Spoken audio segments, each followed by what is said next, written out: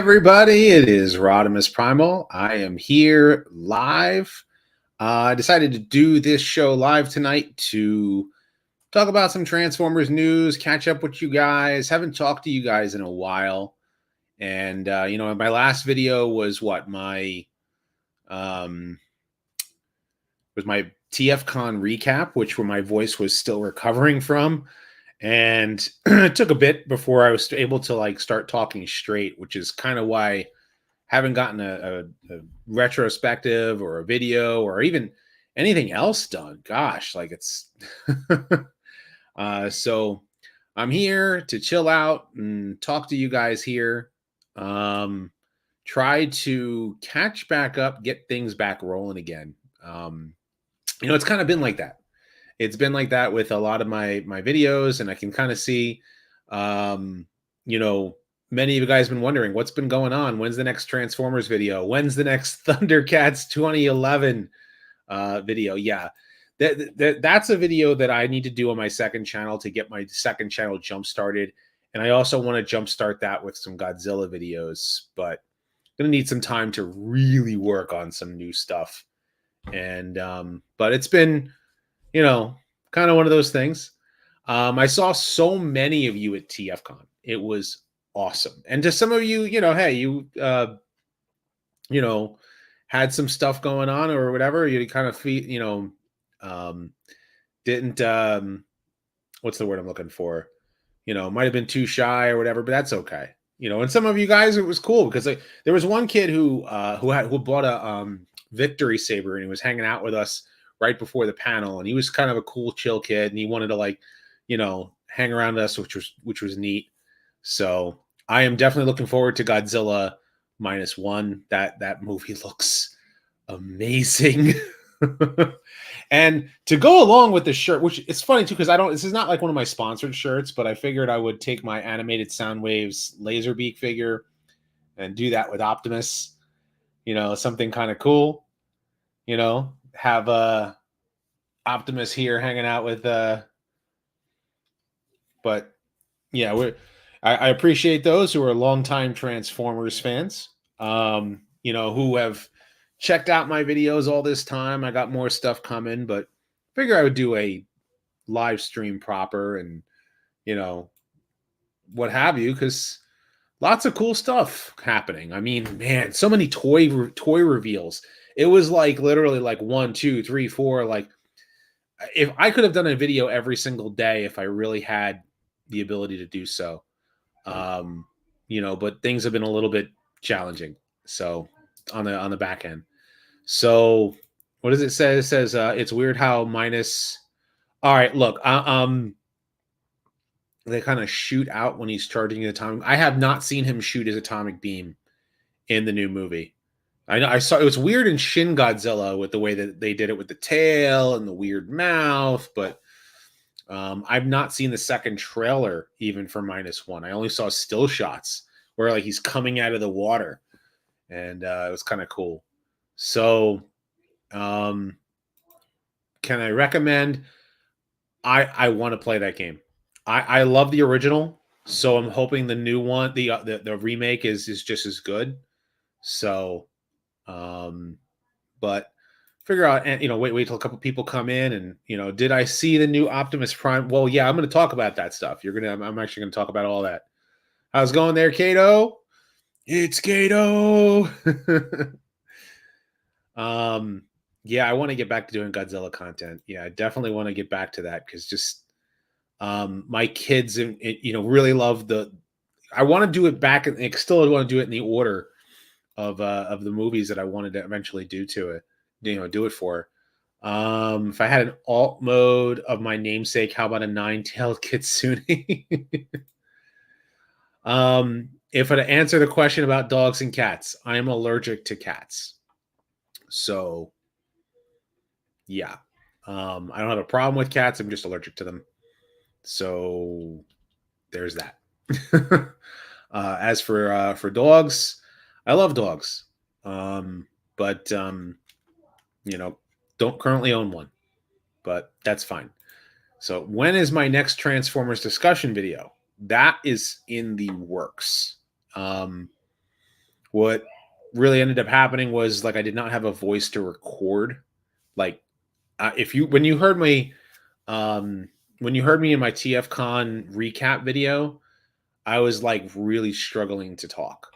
So making a video and having it sound good was not going to work. So then now I just got to like get the next video up soon.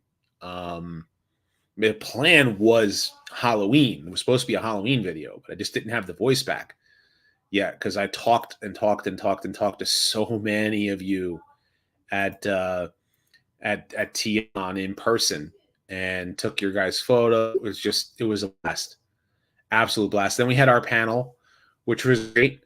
It was me, it was Patriot Prime, it was Kato and Deluxe were there, but they couldn't actually be part of the panel because they were either leaving or what have you. And then I know Hoist and Fire Talks actually had a what's it called? They had a booth and they were selling stuff, which is where this Wreck and Rule hammer came from. And then it was me, it was Patriot Prime, it was Bert, it was Ghost Prime Reviews. Never seen him. Diecast Norbs, which is he's a great guy. Lazy Eyebrow joined us. Treebot joined us, and even TJ Omega came in like towards the end, and I got to meet Lyle Convoy in person there, which was kind of neat. Oh, could I do my Megatron impression with your sore throat? Well, the sore throat's gone, so I can do the Megatron. Let me clear my throat a little bit. All right, let me clear my throat a little bit. It's gonna be kind of spooky, right? Like I am Megatron. I have to be prepared for that. So, and is there a video game console? Oh yeah. So yeah, I did sell a lot of my video game consoles. Ooh. I mean, I got rid of. I had an NES. I had 3 SNESs that I sold, and then 3 N64s, 2 GameCubes. They all got sold. I had 4 copies of Ocarina of Time that I sold. 2 were sealed. I had an Ocarina of Time and Majora's Mask N64, both collector's editions that I sold. I sold my Chrono Trigger for SNES. That was a hard one to get rid of, but I had to sell them. I had to make room. So it kind of sucks. What do I hate most of my entire collection? Here's the thing. Out of my collection are the ones that are like, I got the best version of a character now. Do I need a new version of that one? Well, I ended up getting the new version. And then the new version is that much better. So I'm like, okay, now I want to sell the old ones. And some people really want the old ones and some people don't. And trying to be able to sell it. Yeah. Yeah, I sold my Chrono Trigger. That was a tough thing to do. Was I thrilled to be on the episode for the Toys That Built America? Yes. Yes, I was. Most certainly I was. So, let's do this real quickly since I've got my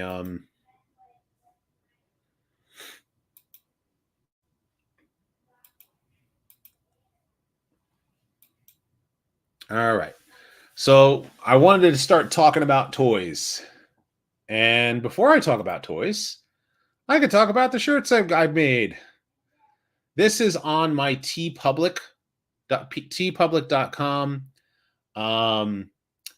This is the t-shirt designs that I've done. And I got a Kicking It Old School. I've got a RodimusPrimal. I've got Con World Order, which there's a whole story behind that one. And so it's like CWO. And then if you're going to a convention and you rock this shirt, just remember you mentioned RodimusPrimal. Guns don't kill people. Megatron kills people. My Beavis and Butthead parody with Run Amok and Runabout. My Friendosaurus, and my Insert Coins to Play. So those some pretty cool shirt designs. But yeah. Where can you watch the Toys That Built America? You can actually go on history.com and type in the Toys That Built America. I think they have the first episode up there for free to watch. So you can watch my episode there. And yeah, I think I'm like, I mean, the interview itself was like 5 minutes long. I mean, it was like the amount of time that I'm in the episode is maybe 10 minutes, maybe 5 minutes, but it actually, they actually used, I mean, they every single thing that they talked about, I talked about with them for over an hour about. So it was quite literally like a lot of what was in my interview was just cut in and spliced in with other people answering that same question. So yeah, definitely enjoyed TFCon for sure. Where can I get my shirts is tpublic.com. Or you can go on Teespring as well. Teespring has my shirts, and then TeePublic has my shirts. TeePublic, I think, makes better prints from what I've been told. So you can use either one.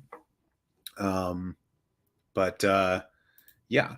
So have you ever saw a new figure and like the old one better? Sometimes. I think it's a tough one. That's a tough one because it depends. Every single it depends upon the character. Really, honestly, it depends upon the character. So before I move on to further questions about, going to tell people how they cut your seat from the Toys That Made America, or is it the Toys That Made Us? They cut your scene from that. Yeah, you can go on history.com, I believe, and you can watch it from there. So let's talk about all of these new figures. And this is the Japanese artwork for it. And I think I already made a video about this, but I mean, like, Tiger Hawk is awesome. I absolutely want Tiger Hawk one way or the other. And I mean, both of his modes look awesome. I can totally see them taking this figure, retooling the tiger head into a like a griffin head, and then making this figure a RodimusPrimal. But then they probably would tell, like, that they might.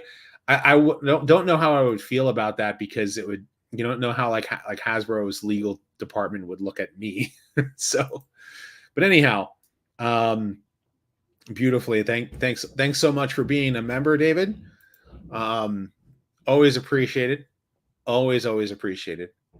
So this guy right here, I'm excited about because it's a Junkion. I'm very, very, very excited for more Junkion figures. And my kids are, I could hear my kids through the wall. Like I have like the other Junkion figures, and I really, really love the idea of having a Junkion army. Like, I think it's awesome. So, and he is in the movie, so it's like a definite must. The thing about him, though, is that you need two, because you need one to have in motorcycle mode, and you need the other one to have in robot mode, so that one Junkion rides the other. So, because that's the way it happened in the movie, unless you just have it like he rides, junkyard or junk heap, however they want to name it.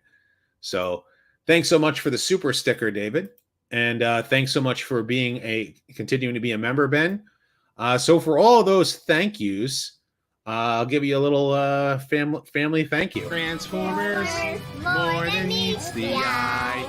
Autobots wage their battle to destroy the evil forces of the Decepticons, the Transformers. The Transformers, more than meets the eye. The Transformers, dun, dun, dun, dun. I really need to record a new version of that. My kids are starting to get bigger. But my daughter has now seen all of the first 65 episodes of G1, and she's asking to see the movie, but I'm having her watch some episodes over again to refresh her memory. So, but the Mohawk figure, I'm happy for Last Night fans who want a good Mohawk figure. At least I think that it looks decent. for it being the character that gets beheaded, like not even all of the characters in the last night just get slaughtered. Like it's that you go through this whole rigor. Yeah, I'm tongue tied. You go through this whole thing just to like introduce like the Suicide Squad, with all the Decepticons, and you kill them all off. That movie was awful. So, anyhow, this Rumble figure, I didn't even get a chance to talk about him. I don't know how I feel about this because it's a concept that they designed, but it was never even made for anyone. Like, it wasn't even made for the Bumblebee movie, but they're saying it was a concept for the Bumblebee movie. So we're getting a Rumble figure for like a live action version of Rumble that never showed up in any film. Kind of neat. But he works with Soundwave, the studio series Bumblebee Soundwave. So you'll at least have that. If you want Rumble and Ravage to fit in your Soundwave, here you go. So I think that's a great thing for fans of that. Thundertron, I've been on the fence about him. I've really been on the fence about him, but he actually looks really good here. The peg leg thing. Takara just, man, they knock out. It's funny. So many times, like Hasbro's presentation, I'm like, I'm okay with that. And then I see the Takara photos. Takara really knows how to make the figures look good. So, and you kind of almost feel like the same way about this Optimus, but I like this Optimus holding his axe. So, which I always was kind of neat. But I'm happy for animated fans. This Optimus, a lot of animated fans have said, like, this looks so good. Speaking of animated fans, they don't have the image here, but the Bumblebee figure for animated for Legacy, it was funny. Like, so many people were like against it when it was first revealed, and now I'm seeing animated fans going, man, even at TFCon, like there was somebody at TFCon who, I don't know where he got it. He had a prototype Legacy animated Bumblebee in his pocket. He was walking around TFCon with it. And everyone who saw it said, I want that figure. I want that figure. I'm an animated fan. I want that figure. And I'm sitting there myself, I'm like, so all of the hate that I got online, all of that hate disappears when you see it in person. You know what it tells me? Don't listen to the haters. There's a reason. I mean, there is a reason why some people really dislike something. Like, and I have good reason to dislike certain things. But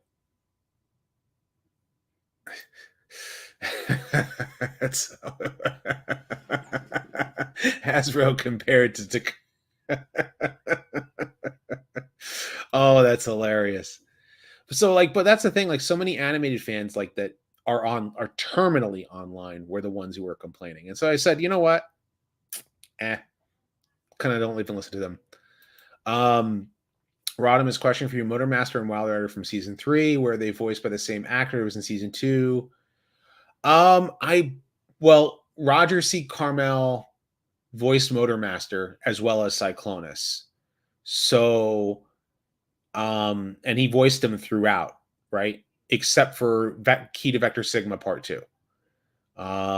Key to Vector Sigma Part 2 is where Menasor and Superion sound different. Then they decided to change the voice actors that they used for him. So it was just that. Roger C. Carmel was in the show up until the Return of Optimus Prime Part 1 and 2 because he wasn't alive after Bird and Artist to Bear. So, yeah, which is kind of sad. Very sad, actually. Do I put my Studio Series 86 figure with my... yeah, you know what? They actually look good together. I actually pulled them out. Like, I don't have Trashmaster, so I can't quite... can they do the full fire truck already? If they... something? I wonder if Hasbro is going to do that. I wouldn't be surprised if Hasbro does that, like, maybe for a Generations or something that like does the full fire engine will be kind of cool. This is actually a core class figure, and it looks a lot better in Takara's photographs again. I'm not an I'm actually selling I'm still have a lot of Unicron trilogy figures to sell.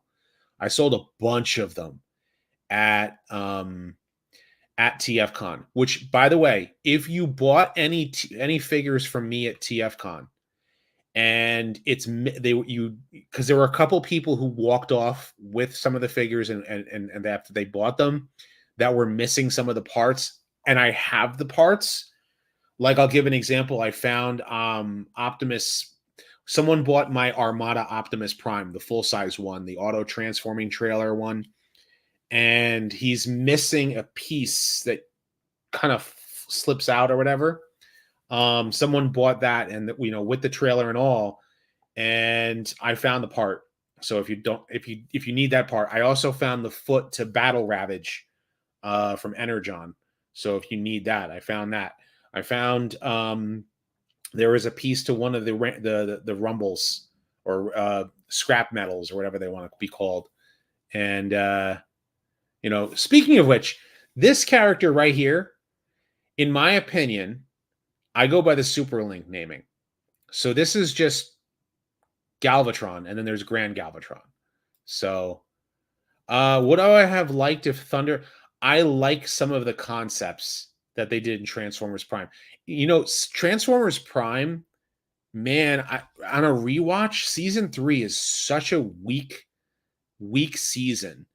And I mean, so many people are like, you can't talk bad about Transformers Prime. Well, Transformers Prime is deserving of some of its criticisms. It's not a terrible show, but I mean, it's not like the grand perfect Transformers show that Prime fans make it out to be. And so like, I know it's like a blasphemy thing now. Like it still is, like so many people like are so all about Transformers Prime, but I mean, I think I liked Animated a little bit better as a show. So, and Beast Wars better than them both. So here you got one of the Beast Wars second characters, the Tasmanian Kid. Lost my train of thought there. So I think he looks good. Now, this is one of the new reveals, and I'm disappointed with him because I know that there are fans of I know that there are fans of the Cybertron games that saw this and they're like, I have to get this. He looks great, and I'm happy for that.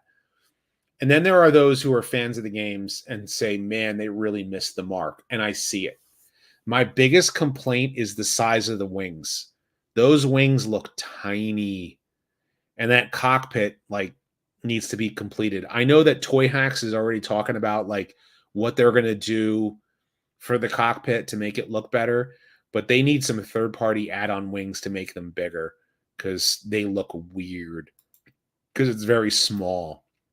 Like even here where you can actually see the wings. So if you say you're going to, who is it? Yeah. You're going to rewatch, Transformers Prime in 6 years, going to rewatch your sister. Well, go ahead. I mean, here's the thing. If you love Transformers Prime, great. So you're saying the wing size are the right size to the game? I mean, I believe you, but they do look a little small to me. They do look a little small.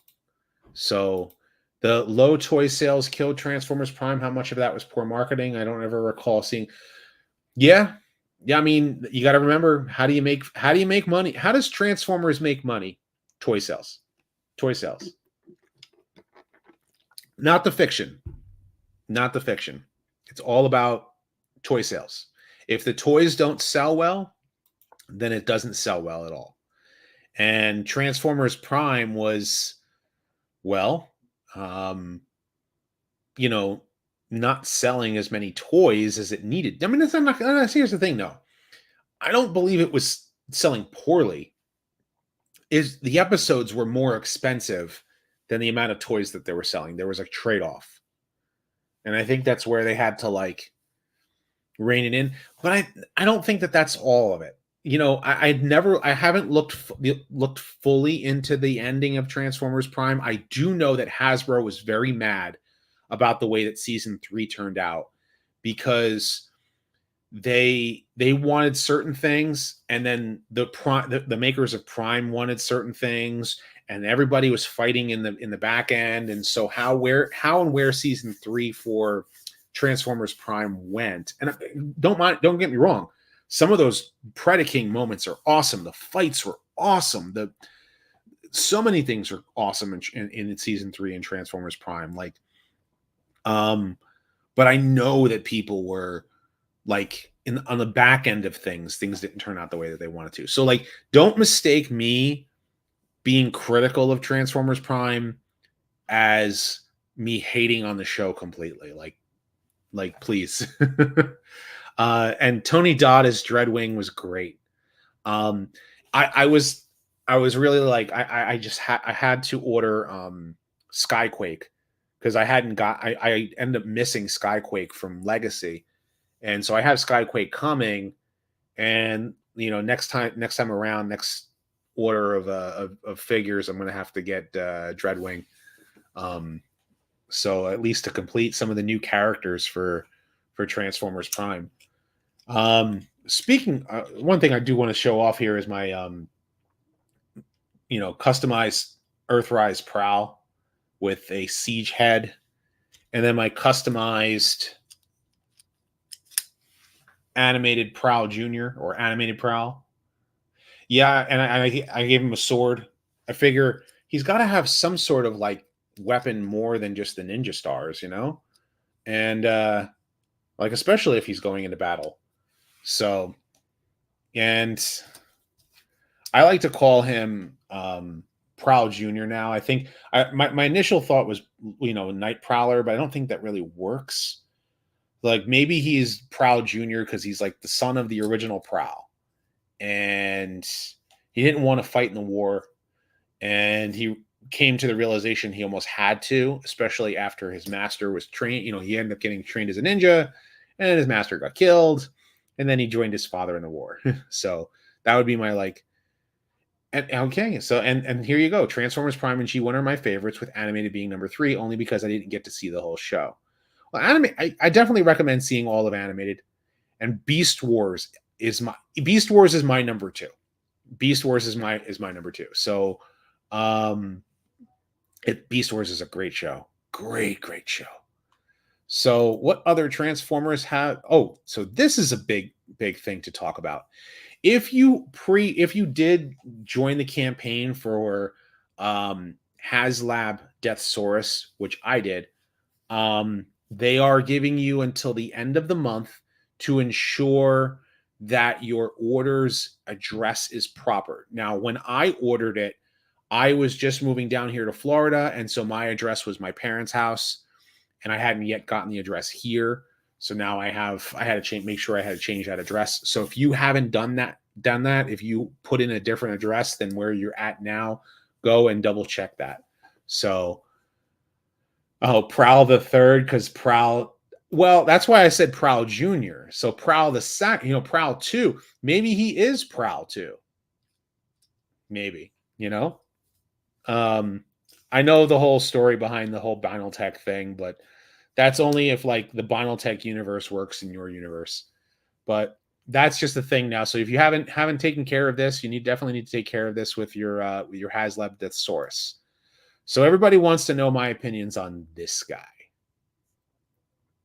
Wow. That's my opinion on him. Wow. They are making a figure for a video game that has not yet released. And he looks awesome. Now, would I buy this figure? I just want one really good Optimus. I know people love and hate this guy, the Earthrise Optimus Prime figure. But, and then of course there are folks who love this guy. My only animated figure like actual legit, like from animated, and then of course my animated Prowl. um, but man, this guy looks awesome. Like if you need an Optimus Prime figure that just to complete your collection with, and you don't have a G1 styled Optimus, or if you buy the game and you love it and you want an Optimus from it, I think he looks much better than the Gamer Edition Optimus. Much better. I know some people are like they bought the Gamer Edition Optimus for the scale compared to the original Fall of Cybertron one, but I think the Fall of Cybertron, that's one where I think the older figure looks better. That's a good one to say that the older figure one looks better. But this one looks better than them both because it's just like a great Earth mode. Boy, does he look great. So I know there is one YouTuber who will definitely buy him, and that's Bert the Stormtrooper, because he loves Optimus. He just looks so like awesome. Yeah, definitely Gamer Edition. This is what I would call a Gamer Edition Optimus Prime. So yeah, and even look at there you go. Compared to your Studio Series, one, and then your Gamer Edition Fall of Cybertron one, or War of Cybertron one. So someone wants to know, what are my thoughts on the new comic? I've read the comic. I still need to review it. I have this here, which is not actually the cover, and then one that actually is the cover. So, I mean, I do have the comic. I need to finish my review. So I recorded the intro, and I need to actually like do a review proper and just talk about it in general. So I just need to like take some time this week and actually record that. So maybe I'll just like take some images, like some still images, and I'll just put them up and talk about them. So would I like if Transformers Prime had a what season? A fourth season? Well, they did have a fourth season. It was called Robots in Disguise 2015 Season 1. And technically, or if you want to go there, maybe Transformers Prime Beast Wars Rising. That was technically Season 4. Yeah, he uses the Evergreen, and that's not a bad thing. That's not a bad thing. It's Optimus. He looks like Optimus. Looks great. Looks awesome. So, I mean, I'm being selective on my collection, personally speaking. So I may not buy him myself, but man, does he look good. So it's not just a retrospective coming down the pipe. It's a discussion video is what I have planned for my next, video. Am I tired of Optimus Primes coming with the Matrix? No. It's his thing now. So, do I think it's an 86? No, I don't. I think they're going to use some of the engineering for this. Like, this is going to be, they're going to release this figure, and then they'll do the Studio Series 86 Optimus when they're ready to do the Studio Series 86 Optimus. Because they released Ultra Magnus this year. So I think they'll do Optimus Prime maybe next year for Studio Series 86. Because they already did Rodimus, I mean, for Kingdom, unless they re-release it. So TJ's vet wants to know how am I liking Florida? I love it, except for early in the morning. At 6 o'clock in the morning, it's 50 degrees right now. And then you get in your car, and then a half an hour later, it's in the 60s. And then a half an hour later, it's in the 70s. And then by the afternoon, it's in the 80s. So it's like a jump up in difference at this time of year. Kind of different. So that's like the only time that I'm like, I moved to Florida to wear shorts year round. So So here's some stock. Actually, we can get some stock images of this guy. So there's the Starscream. So you guys are saying that his wings are the right size. It's just the cockpit that everybody hates. I could see that. The head looks good though. Jet mode looks, decent. So, but I could see people, having their issues with it. Here is the figure that I think that everybody wants me to talk about. This guy, Megatron. So this Megatron was actually a concept that was designed to be used for the this is what he was supposed to look like in the Bumblebee movie. There were two things that they were saying about his character. There was one version where he was going to be in the beginning attacking the Autobots along with the other Decepticons in the first like 3 minutes of the movie. And then there is this talk that this was the design that you were going to see at Sector 7's headquarters. And you were going to see this Megatron, but then they decided to change the continuity around and decide to not have this. And I'm like, you know something? Forget that. This is the Megatron we should have got in 2007. This is what he should have looked like. He looks awesome for a live action Megatron, except for his face. His face is a little weird because of that, like it almost got like a wrinkliness to it. But I mean, he has all of those bits that live action fans love, seeing all of the robot parts on the outside instead of seeing them on the inside. And yet he looks menacing. He looks like Megatron. Like he looks like Megatron. Like he should. He has the bucket head. And he has, a awesome looking tank mode. And he also has a third Cybertronian jet mode. So he's a triple changer. So he looks great. I have to say, like, this is what Megatron should have looked like, all those years ago. And we weren't allowed to have it, right? So, all because we couldn't have characters that look like the characters. So, and yeah, but he just looks so cool here. And all of the mechanicalness to him to show off like all of those robot parts.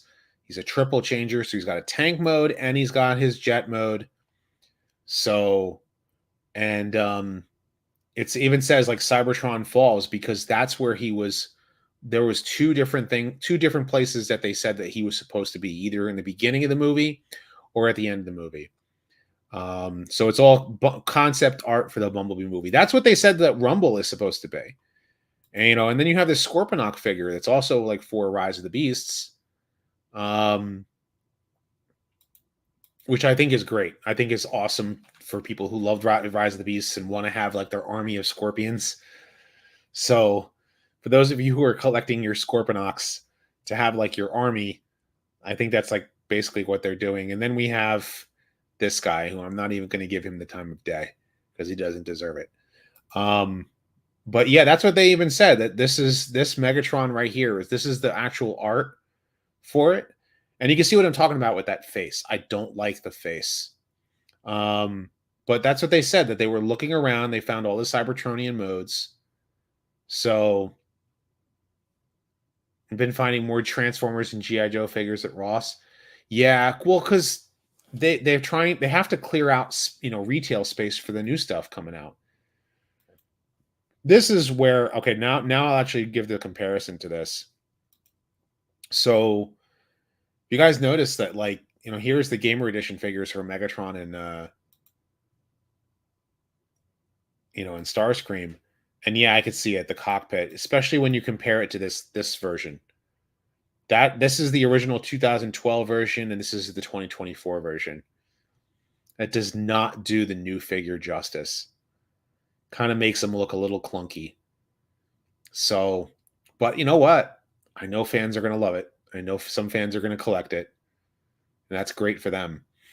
You know, I'm of the opinion that if I say, if I like a figure, I'll tell you I like a figure. If I don't like a figure, I tell you I don't like a figure. And if you like it, great. And if I say that I like it but I'm not going to buy it, that's my opinion. You know what I feel like I'm going to do too. And that's kind of how I feel about a lot of these. So that's pretty much been most of the news. Other than TFCon in Baltimore is going to be November 1st, 2024. If you're just tuning in, I've just been talking about a lot of the Transformers news, so I'll just go over and do a quick recap. Talked about a lot of these new Studio Series figures, the Bumblebee movie concept Megatron. Talked about a lot of these new figures that are coming out, the concept movie art for Rumble. Apparently, that's what they're saying it's for. You got Mohawk, you've got Scorponok, you've got Megatron. Again, this Megatron, I gotta say, like, what, even if I don't particularly care for the face, the figure looks awesome. And I'm sure a lot of Megatron fans will be happy about that one. The Reactivate Optimus looks great in both modes. Deathsaurus, you need to just make sure that your address is proper. Takara Tomy showed off some official images of all of these toys. Scrap Heap being one of the new figures, and this is one that is definitely going to be part of my collection because I definitely want to complete my Junkions. Now I just need Nancy. Get him, and now I need a Nancy figure. So, and then it's kind of like you feel like you have a complete set of Junkions. Because I made one out of a second Wreck-Ar that has the wheel on his chest. So that would complete my my Junkions. And I wouldn't be surprised if Non-F came up with more parts. Like, where is it? I actually met the guys at Non-F at TFCon, and I ended up getting this is Crankcase's parts, and I ended up getting Point Blank's parts. So Tigerhawk, man, he just looks so good. This figure looks awesome. Yeah, I'm gushing over a Beast Wars guy here. Like, Tigerhawk just looks great. So, and then they did this more, talking about some of the behind the scenes stuff. There's official murals that are coming out. They had stuff at London, some Japanese stuff. Not a whole lot, but all of this stuff hit while I was like still recovering my voice. So I wasn't really able to talk as much as I normally do in a news video. But maybe I can, I'm here, and I've got 61 of you guys still here. If you want to talk and you want to chat, we'll chat for a little bit. And I'll answer some questions, and I'll talk to you guys. I'll talk about my customized Earthrise Prowl, which the lighting in here is kind of not really being nice about him. But you can kind of see I made silver on his legs, gray on his abdomen. I gave him the Siege head, and of course he's got Toy Hacks labels. I got to do something about those wheels. That's right. I totally meant to talk to Lazy Eyebrow when I saw him in person if he had any of his kits with him, but I don't think that he did when he flew down from Canada. So I got my Earthrise Prime here holding animated Laserbeak, his axe, figuring it would match my shirt. I had to do it that way. So, and then I have here my customized animated Legacy Prowl with a sword that came with a Toy Hacks order today. I ordered a bunch of Toy Hacks labels for some of the figures I have coming up to mess around with, and they gave me a sword, and I don't know where the sword is. I think it's Nightbird's sword, but man, like it's like the sword just works with him so good. And then of course I painted the grills on for the motorcycle mode here. You can kind of see that because the Toy Hacks labels, I couldn't get them inside here, so I just painted it black, and then any mistakes I painted silver, and then I just took the Toy Hacks labels to make the motorcycle mode look a lot better. So you can kind of see it there with the labels. And Toy Hacks did the same thing for Prowl. Prowl Senior. We'll call him. And so I figured I would show those guys off. And you can probably see behind me, I got my Dinobots because my kids were playing with the Dinobots and Skyfire and hanging out there. So thoughts? Oh yeah, that's right, Magmatron. I did not talk about Magmatron. That's one I haven't not talked about yet. I think they literally revealed that. Like, was it at TFCon that they revealed that? Or it was like a couple days later when my voice went completely. Yeah, let me actually share that. Let me actually talk about that.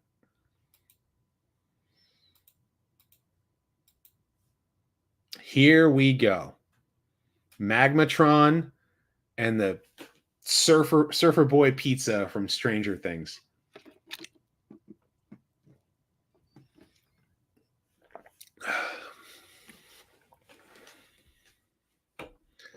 Oh, come on now. You're going to make me do math at this time of night? Magmatron is cool. Definitely cool. If you're a Beast Wars fan or Beast Wars 2nd or Beast Wars Neo fan, definitely worth it. I'm a little too far from a Ross to get there. So apparently this figure can do the 3-mode thing. So he has his full-on combined robot, the 3 dinosaurs. And the 3 dinosaurs they don't show in the official images, they can turn into a tri-dinosaur combined mode. So it's like, they have like a Fusor monster that can separate into its component dinosaur modes, which is actually pretty cool. My Star Saber, I actually took them down. I rearranged the shelf a little bit up there, and I still need to rearrange it again because I think I'm going to take Skyfire down and put the Dinobots in their dinosaur modes behind the rest of the Autobots. So I do some rearranging.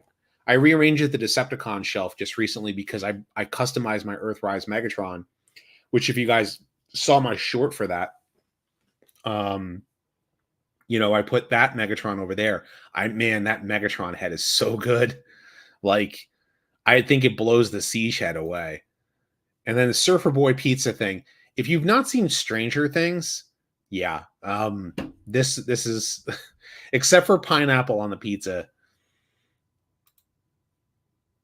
I'm Italian here. The pineapple on the pizza is a little too much. And don't get me wrong. I know a lot of people like it. I ain't knock. People say don't knock it till you try it. Whatever. So, but his robot mode looks cool. And I think it's a retool of Ironhide. So, anyhow, Covenant of Primus shows the primes, right? It also shows Optimus Prime Sacrum says to bring Cybertron. The Covenant of Primus, to my understanding, is specific to the Aligned continuity. It's only for Transformers Prime, the War for Cybertron games, and Robots in Disguise 2015 and Rescue Bots. So if you're not like that's that specific continuity. And so I don't necessarily agree with all of that kind of stuff. One of your figures fell when you just mentioned rearranged shells. Well, maybe it's time because you got to take them down every once in a while to dust them, and then I'll take different characters out. Like I got Sideswipe sitting there in the front, and I've customized him, and I'm going to customize my Kingdom Red Alert and my Clampdown with the Toy Hacks labels and some weapons, and make sure they both have spoilers. So like when they're in car mode. What if I told you both? Both. Kingdom Rodimus is a great toy. Great toy. That is just such a good toy. Especially after I customized his face. So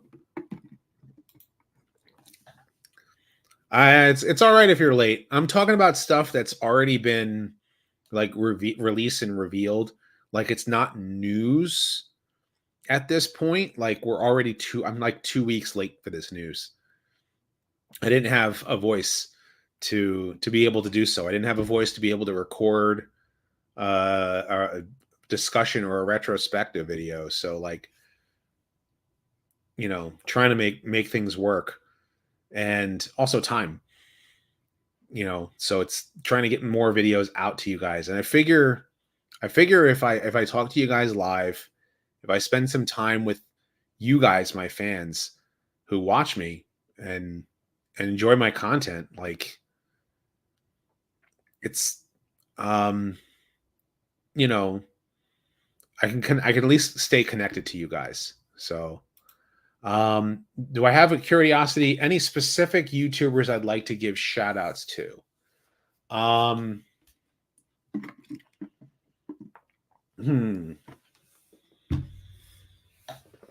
Well, let's start off the top of the list. Kato, Bert, Patriot Prime, Larkin's Lair, Treebot, Lazy Eyebrow, Ghost Prime, Diecast Norbs, Firetox, Engineer Hoist, TJ Omega, Lio Convoy.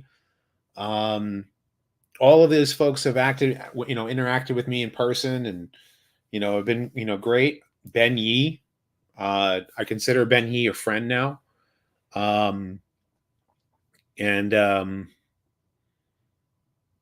who else could I shout out here? Yeah, I met Ben.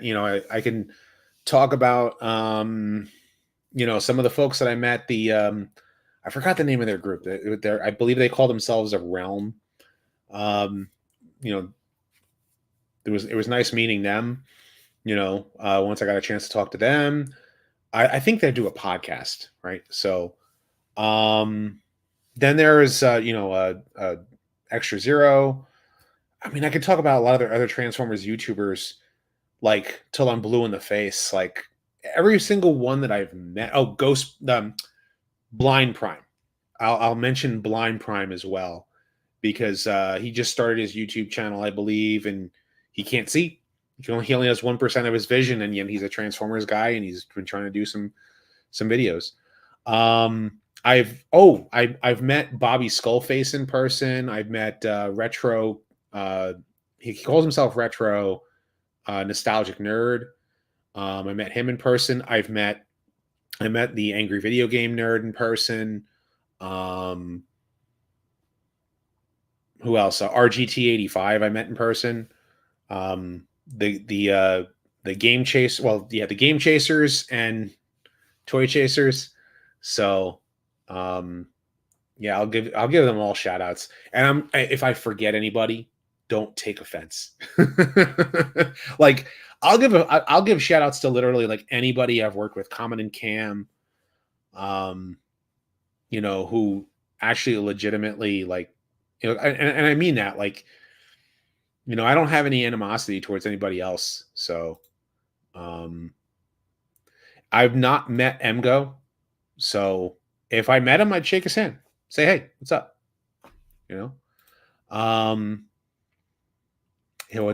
What's going on there, Hoist?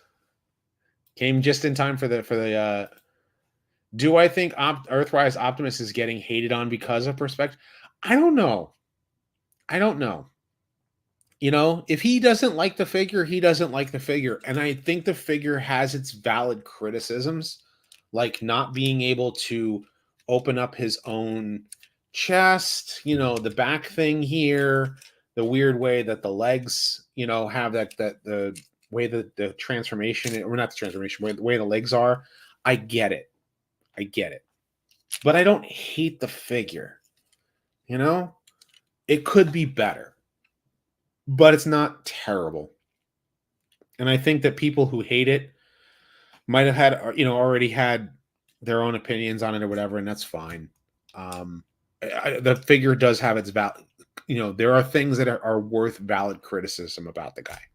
So, and that's fine. That's his thing, right? Isn't that his thing to really crap and dunk on a figure? Like he really points out the things he doesn't like about something. That's his thing, you know? And it's some of it's worth it. Some of it is justified, you know? So it's fine. It's cool. If they do another TF Con in Orlando, I want to drive down to meet you for this for sure. I appreciate that. And oh yeah, speaking of Florida, I live an hour north of Orlando, so it is a easy enough drive for me to drive. To drive down there. Hey, you know what? That's fine. I try to remain I try to remain positive, except for when I don't like something, I will point it out. I will give you my honest opinion about something. And I think that that's fine. Like you may not like watching his videos, but Confused Shovel does. I've not had an opportunity to watch everybody's videos. Like I'll admit I've not watched a lot of my friend like who I consider friends videos a lot, you know? Um Timing was off. I understand. I understand. There were so many people there though. It was a lot of fun. And I mean I went to BotCon in New Jersey too. I flew up there. My sister had me stay at her place for a couple of days and it was nice to be able to go to BotCon. And if they do BotCon in an area where I can get to, I can do that again too. I really want to go to TFCon in LA. I don't necessarily know about traveling to California. Oh, you're in Pensacola. Yeah, yeah, yeah, yeah. Traffic in Orlando in and of itself can be. So you'd be traveling down I-75 then, probably, right? To get down and then get down to the Florida Turnpike and then get to because that's what I do. I have to go down I-75 and then I get to Florida Turnpike to get to Orlando. So what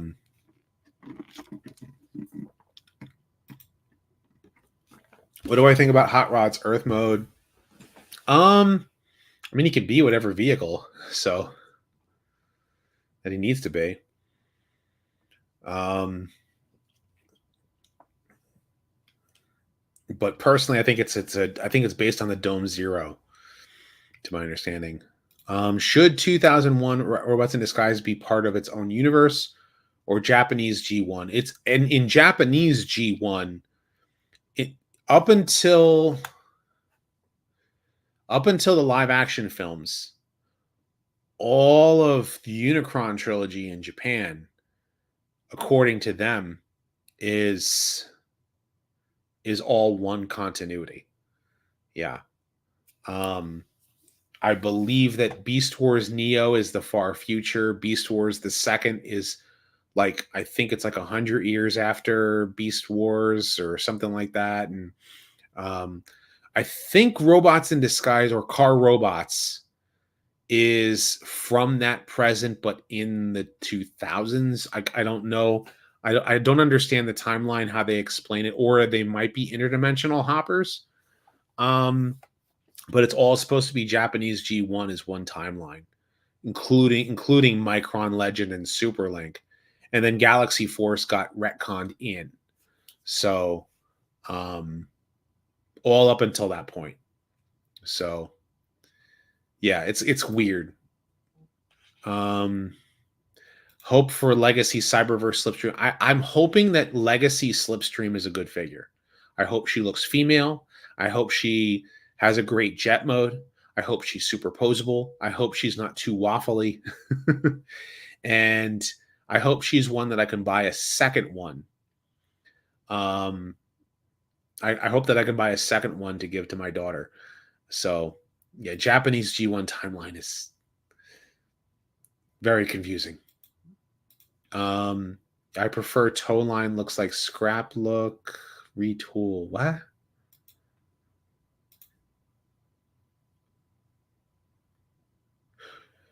That would justify the price. Yeah. But then also would be a much more like if they fixed all of the complaints of this guy, like I like this guy.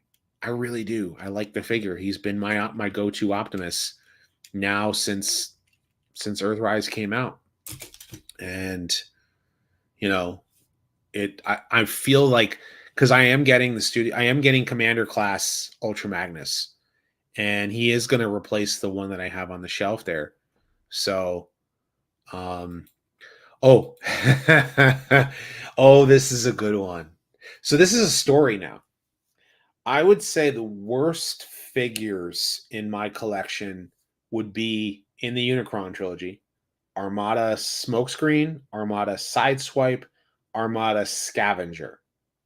My opinion. Armada Scavenger did not survive all of these years. One of his arms, the rubber, broke. I have the rubber in the box so you can glue it back together. So Scavenger, being a brick that he is.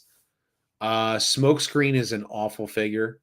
Like, first and foremost, his name is Grap. Let's be real. He should have been called Grap. And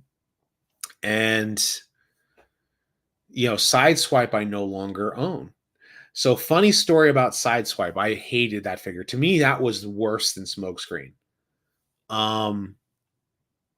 And at TFCon, I sold my Shock Blast to, I think it was Shock Blast. It was either Shock Blast or it was Shock Fleet. Shock Blast and Shock Fleet I ended up selling. Shock Blast I sold to what's his name? To Treebot. And so I said, if you buy, he's like, I don't know if I want to buy it because I know he's worth like $50. So I said, all right, $50, and you take Armada Sideswipe with you.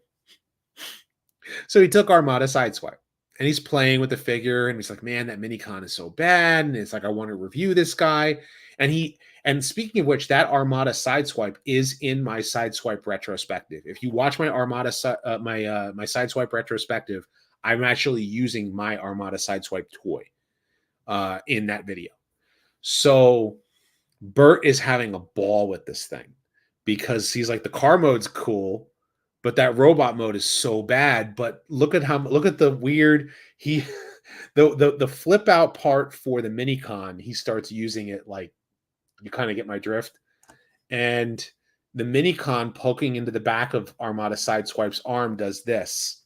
So he's got this going on. You can imagine how much fun Bert was having. Adult humor. So, yes, I don't like that figure, but I no longer own him. It is now in Treebot's collection, and Treebot bought another Armada Sideswipe and gave it to Bert at TFCon based on the fun he had with mine. But I still want to get rid of my Armada Smokescreen. Armada, I think it's Cybertron or Universe, not Cybertron, Universe or Chug, or I know Chug is an old term now, but Classics / Universe Galvatron. That's probably one of them. I think one of the worst figures in my collection. That figure was bad. It's in pieces now because like all the parts don't clip together very well. And oh God. Yeah, that Galvatron is terrible. It's a deluxe class figure. It's tiny. It's got a weird shaped head. It's an oddball tank. Oh, that figure is.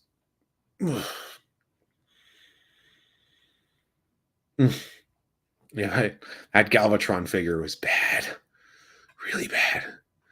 So, currently doing a Transformers fan fiction. Oh, cool. Very cool. Yeah, the tiny one, the tiny Galvatron. He's a deluxe class figure, so literally as tall as this Prowl in robot mode, and he's got a weird transformation, and it's got the weird hands. Ugh. Man, it's like Kingdom blew that figure. Even Titan's Return blew that figure out of the water. And Titan's Return was a headmaster that I had a D headmaster. Would I like a Legacy United Lugnut? Yes. Lugnut, and give me Armada Demolisher. I want an Armada Demolisher done in Legacy. Those two characters I want. Because I already know they're doing Slipstream. If they did those three, well, I think Obsidian and Strika are on my list for the top 5, then I'd have to make a new top 5 video. So, yeah, because they already did Dinobot, they did Barricade, they did Black Arachnia, they did. They're doing Slipstream, they did Bulkhead, they did. So Earthspark needs better introduce a real villain. I've heard mixed opinions about that. Yeah, I have not seen past episode 10 of of uh of what is it? Of Earthspark. I have not seen it. Like I just haven't had the time to watch it. And I didn't really care for it. Like it was just um it Megatron being not being a villain kind of was a big turnoff for me. Making him a hero. Like that's the equivalent of making Stalin or Hitler a hero. How do you do that? Like that's pretty much the way I look at it. So yeah, Lugnut and Demolisher definitely on my list. Am I excited for a Transformers 40th anniversary? Yes, I hope that I hope that they do something great with it. Would I like to see the next Titan after Tidal Wave, assuming that it's the next Titan? Well, we already know that Tidal Wave is going to be the next Titan, right? I'm happy about that. For which I sold my Micron Legend Shockwave at TFCon. So my Micron Legend Shockwave was the purple one, and my Shock Fleet, which is the Japanese release of the upgrade in Superlink. So yeah, I mean the eighth episode had all that great action, right? But I don't know. Like I just something about it wasn't there.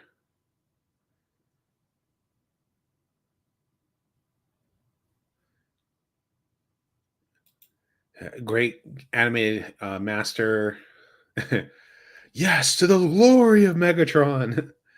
If I was to take out Ultra Magnus out of G1, I liked God Magnus in Car Robots or Robots in Disguise Ultra Magnus. I liked that version of Ultra Magnus as a different character.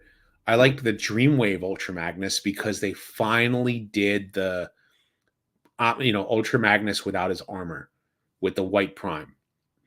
That was cool. That was really cool. It would be cool. So they're releasing Commander Class Ultra Magnus. If Hasbro doesn't do it, a third party should. They should make either an upgrade or a replacement cab for that Ultra Magnus for the Studio Series 86 that turns him into the full-blown white prime. That would be cool. That would be really cool. But I got to see the figure first to see if that could even be done. So, but we'll see. Yeah, I know a lot of people are happy that he's a Titan. His scale was all over the place. So I'm happy for the Unicron trilogy fans. I want to sell off my Unicron trilogy collection, like all of it. Like I want to sell it all. Everything I have left. And I've got a lot. I have a lot of Unicron trilogy stuff left. I think I sold the Moldive Menasor or whatever. I think I still have Quick Mix. I have the original Metro, like the Cybertron Metroplex. I wouldn't mind him as a Merc if they did that figure as a Merc. That would be kind of cool. 86 dead Wheeljack. They'd also have to do Windcharger. They need to do a Windcharger figure. I really want them to do a good Windcharger figure.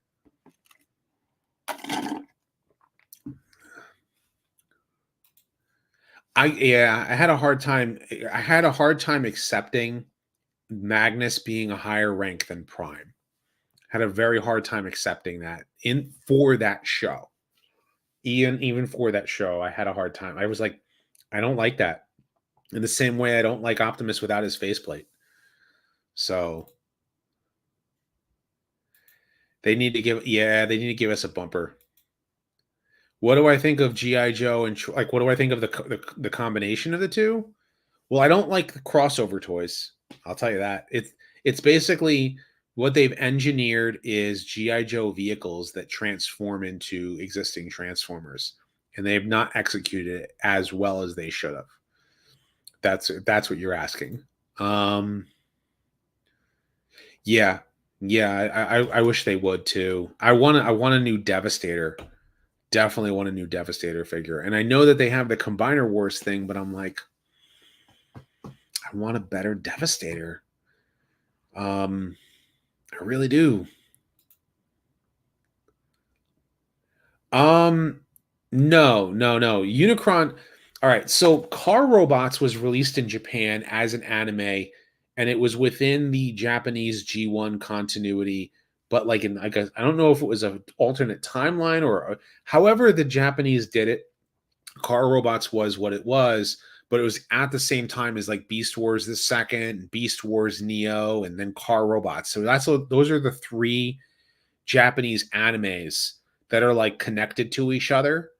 Um, and then what Hasbro actually was going to make a third like a third show to follow up to Beast Machines. But Beast Machines was a colossal failure.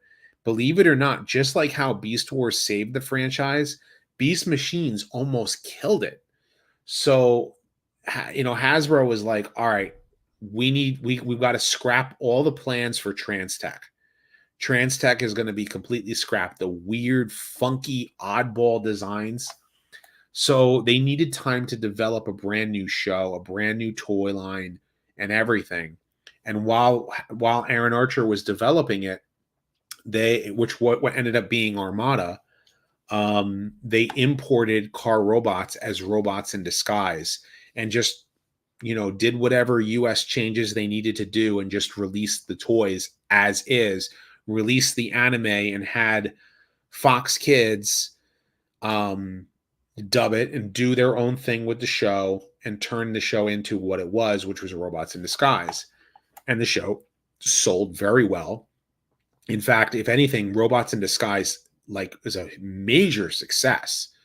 I remember working at Toys R Us, and so many people wanted that fire engine Optimus, and he looked great. I went full on whole. I went to like literally collect them all. I had to collect them all. Every single Robots in Disguise figure in 2001, I had to collect. I was like, I love these figures. I love it. I met Neil Kaplan. I met Wally. I think it was Wally Wingert. I met him. They were at CyberCon Expo in Cherry Hill, New Jersey. So it was really awesome to meet the two of them. It's kind of funny because I met Anthony Brucali, who owns TFW 2000 or TFU.info. I met that guy. And then I also met the guy who runs TFW 2005, which is where my theme song comes from. That hip hop sounding theme song is actually the guy who made TFW 2005. That's where that came from. So it's a different continuity. Unicron trilogy was built from scratch, and they needed time. So Car Robots was imported as a filler, but they're completely different they're completely separate from each other. But in Japanese continuity, in Japanese continuity, Micron Legend takes place after Zone. Yeah. Don't ask me how that works. So I still have quite a few figures from RID. The Prime Magnus combo is awesome. I still have them. I've not gotten rid of them. They're all in pretty good condition. Even the chrome on Optimus and Ultra Magnus, Optimus has that chrome on his chest, is still good. Whereas the chrome on my Beast Machines Jetstorm is falling apart. So it is what it is. Was Machine Wars supposed to be? No. It was canceled G2 toys released as a KB exclusives in different colors. That's pretty much what.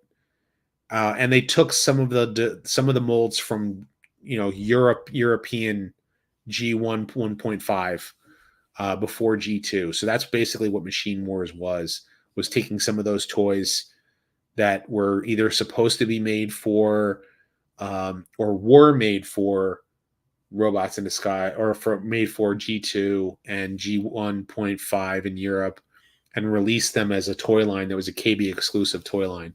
That's where Thunderclash had like come from. So because this Thunderclash mold is used for Machine Wars Optimus. So long story. Yeah. Pictures of fan toys, Superion are out. How do you feel about the way they parts formed his combiner pieces? I have to look at the images. I've kind of been, here's my opinion on third party. I love what third party does to try and do what they like about figures, like to try and make like the best that they can be for being the third party, the budget, the amount of money that you're going to spend on it. I'd be more inclined to actually spend the money on those toys if they were in scale with this. Give me figures that can scale with this, and now we're talking. But they don't. They either do masterpiece scale or they do legend scale. And so I'm less inclined to buy it. However, so many people really love it. I've held quite a few of them in my hand. A lot of them look really good. Some of them not so much. Like they're not as posable, or the joints are the tolerances on the joints are not necessarily the best on all of them. This is just because it's a hodgepodge of different companies making third-party figures. But I'm happy that they are filling the gap for a lot of fans when Hasbro won't make a figure for a character that somebody wants, like the Aerial Bots. And I have to see what the images look like. Man, they look so good. I kind of want that third-party Unicron, but I heard he's a pain to transform. But I'd have to see what he looks like to give my opinion on it. So again, this is not me dunking on third party. It's more so about why, me justifying, what's the reason why I don't collect third party is because they don't make them in scale for figures that I collect. And I have invested in so many. And I'm trying to sell some of the Unicron trilogy stuff so I can afford more. What are my thoughts on lesser known combiners? I've really loved Victorion and Megatronia. The toys not so much, because the way they hold together isn't as nice. So that's just more of that's more of a toy issue. So I would be happy if they like gave newer ones. But I like the fact that they released like brand new combiner characters like Victorion and Megatronia. I am not a fan of Dinobots combining. I'm just not. Like, I understand people love the idea of Volcanicus. The Dinobots don't need to combine. So that's just my opinion on that. If they do a third party, it's a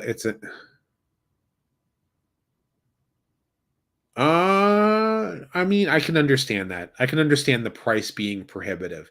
And I think that's the reason why a lot of people collect mainline, is because of the cost, right? But you're already spending the money. If you're like me, you're spending the money on paints, you're spending the money on new weapons like from Toy Hack and labels from Toy Hacks. So, and then filler kits. So by the end of it, you're almost spending the same dollar amount. But are they in scale with the figures that you've already collected? That's, how do you look at it like that? So, do I think a Power Rangers Transformers crossover can Transformers and Power Rangers can do a crossover? Will they? It's up to Hasbro, because they're the ones who hold it. Yeah, Dinobots were never made to combine. So I don't mind the idea of Megatron changing sides as long as he acknowledges the things he's done. Well, I mean, that's the problem, isn't it? It's just, something, I feel like I'm not going to be the bad guy anymore. Wait, so like everyone you killed, it's just justified, right? And you can just walk. I mean, it's like Evil Lynn in the Netflix He-Man cartoon. You know, she ended up killing how many people in um in Eternity in Heaven? They literally killed everyone, like the old Gray Skull, and everybody. They like Evil Lynn just gets off scot free. Megatron gets off scot free for all of his crimes. That's pretty much what they've done with turning Megatron into a good guy, and I hate the execution, um, especially the way that Earthspark did it. It really made me feel like it was just like you're just going to accept this and you're going to just live with it. And it's like, no, we just watched, especially if you watch the Netflix trilogy, whether or not you like the Netflix trilogy, that's irrelevant. You will end up watching that and you literally watch him and Shockwave execute how many Autobots and Decepticons in order to power the Nemesis. Like they literally decided to like it became an attrition thing. Execute everyone who is irrelevant. That's a communist thing. So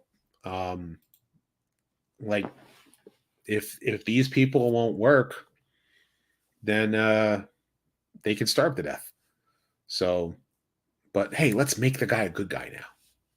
Wait, what? So that's why I look at it that way.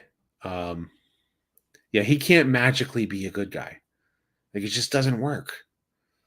And I know so many people enjoy the IDW comics and just felt like that was just such a well done story, but it doesn't work for me. Like the story just does not work for me. Especially if you read Dark Cybertron. Like Dark Cybertron was really forced. Like it's just like out of nowhere. Yeah, it's highly difficult to do a Megatron redemption arc that's believable. Very, very, very difficult. Yeah, I have Studio Series 86 Ratchet on order. Speaking of which, if you actually look in the description of this video, which will actually be when it goes live and also right now, I have affiliate links for both Amazon and for for either Amazon and Entertainment Earth. So if you use those affiliate links, that does help out the channel if you buy a figure from Entertainment Earth or for Amazon, right away. So you can do that. That does help out the channel. I also have Patreon and channel memberships. So, that does help out, the channel quite a bit. So I don't mind redemption arcs, there was a real life event, the Apostle Paul, who had a redemption arc, but his was like, if you actually read like what made him change, was a radical change. And so, redemption arcs can happen and do happen and can be told well, but are they free from their consequences? Depends, right? And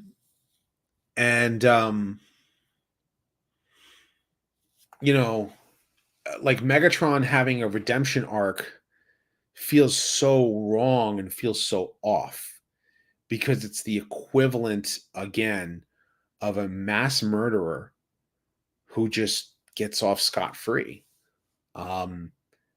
and doesn't like it's completely changes the character afterward. So it has to be done right. A lot of times when you see Magneto is a pretty good a pretty good look at, yeah, that's what I was saying before. Like I feel like Dark Cybertron really forced it. Like it was just like, I don't know, like you're reading it and like Megatron in IDW, you feel like he's still going to be the villain even up till the events before and leading up to Dark Cybertron, and then all of a sudden Dark Cybertron happens, and then all of a sudden he turns throughout the story like he's just going to end up being a good guy. Like they keep giving you hints in the story. We're going to do this. We're going to do this. You're going to like it. Here it is. Here it is. Bam. Megatron with an Autobot symbol on his chest. And you're like, what? Yeah, spoiler alert, but in Avatar The Last Airbender, Aang took away the Fire Lord's bending powers as punishment for all his crimes. He's still punished but not killed. See, I mean, and that's the thing. Like, there's still punishment for your crimes. Like, you have to work out your punishment kind of thing. Yeah, exactly. Right? And I know so many people latched onto it, loved it, really enjoyed it. But I read it and I didn't care for it. So I did not feel it was as believable as I thought that it was. How about this Megatron being good before war, but not after? I don't know. See, the thing is, like, when I watched the first 10 episodes of Earthspark, I was just like,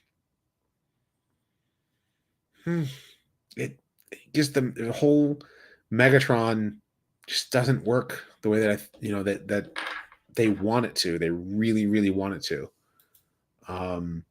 Where is it? What was that one story? Speaking of redemption arcs, proves ever since that OMD that Peter Parker's. No, see, that's the thing though. There's still that it's not Peter Parker as a villain. Since One More Day. Yeah, that's a good point. Because like he was so selfish that he wanted Aunt May alive that he ruined Spider-Man comics ever since then. They basically ruined his character after that point. That's why a lot of people dropped Spider-Man books. I'm still surprised that Spider-Man was the number 2 comic book last month. This was number 1. This was the top selling. This was the top selling comic book last month, in official circuits anyway. Because I know that indies right now, there's somebody who's doing gangbusters right now, and so, but yeah, this comic book is taking the cake right now. So it's like, what do I meant was like saying is that Megatron shouldn't, wasn't saying that Megatron should get off scot-free. I meant that there should be a point where he sees himself as a monster, and when glad that's the point. Like, if you're gonna do a redemption arc for a character, are they gonna face justice?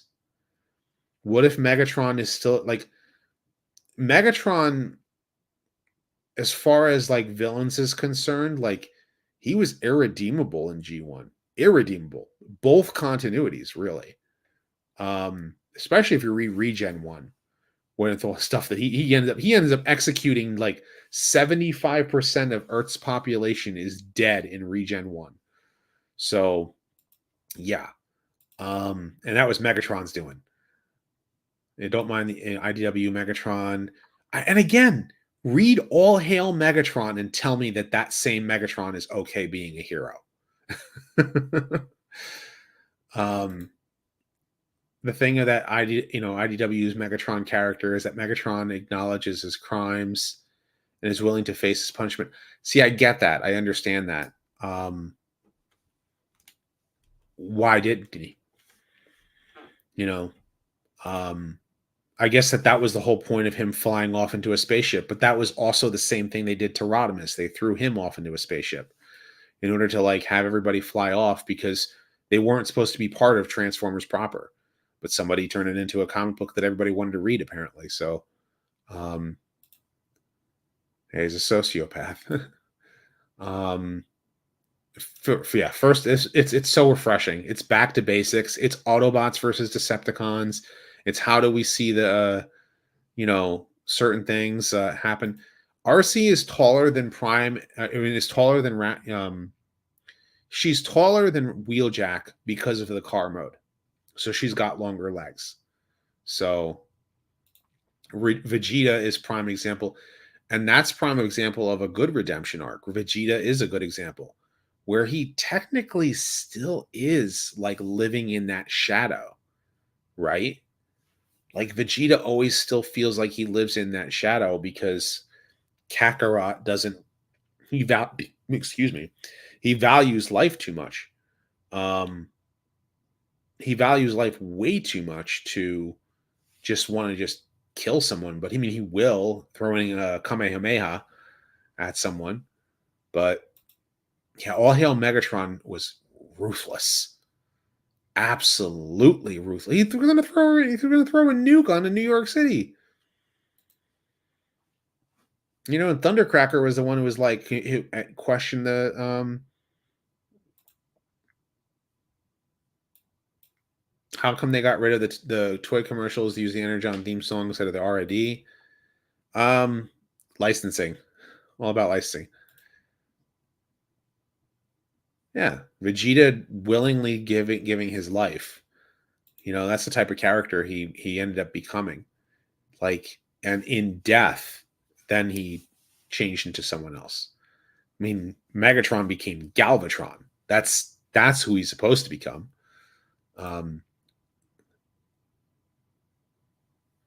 Not one of those villains that thinks he's a hero. He knows he's not a hero and loves it. Megatron believes in peace through tyranny. That's his motto. Peace through tyranny. What does that mean? It means all will bow before the Decepticons. Decepticons led by Megatron at the top. All will bow to the Decepticons. They want to conquer the galaxy. They want to conquer Cybertron. They want to destroy the Autobots. That's what they want to do. So,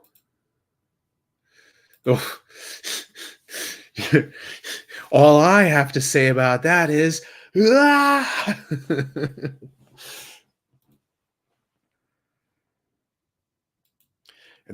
mean, I didn't care for the this TV series, but I mean, in the comic book, I think they did it better. But there's another character who had a good redemption arc. I think he's more like Hitler or Stalin, but yeah.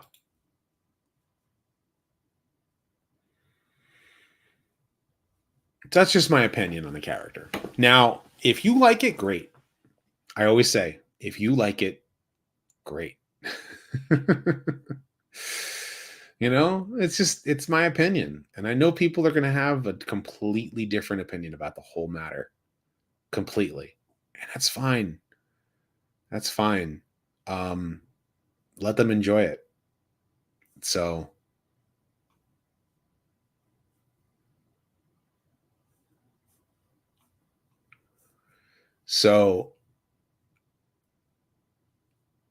you did not order much from Legacy United after. It's a matter of opinion, like what, you know, whichever figures work best for you.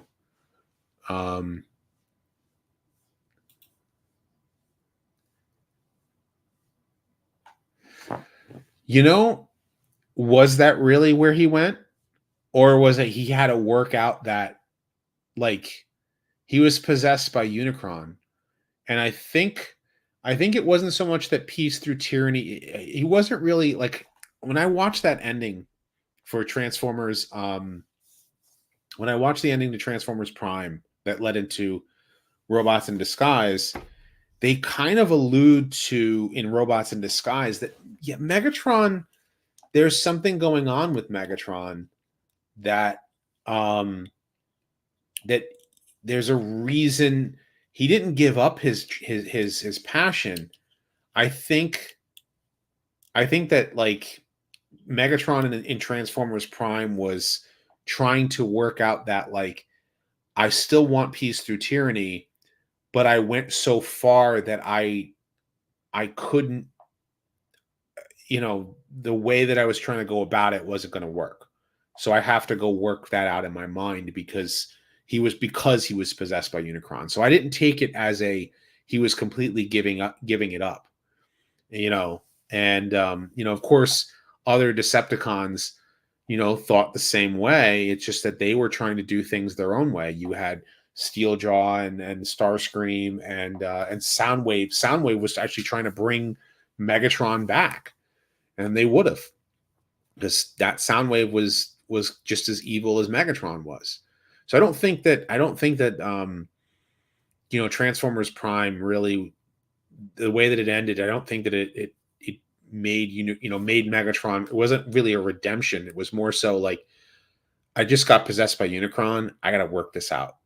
Give me some time, and so he just ran off. So at least that's kind of how I took it.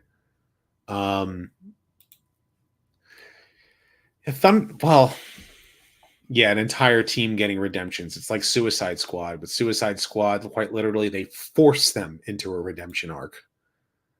You will be, do what we ask you, or we'll, blow you to pieces. Galvatron is literally what Megatron was always meant to become. Everything he tries, it always fails. You're bound to ditch the calm tactician approach to planning and become a crazed madman with an unhinged blaster, right?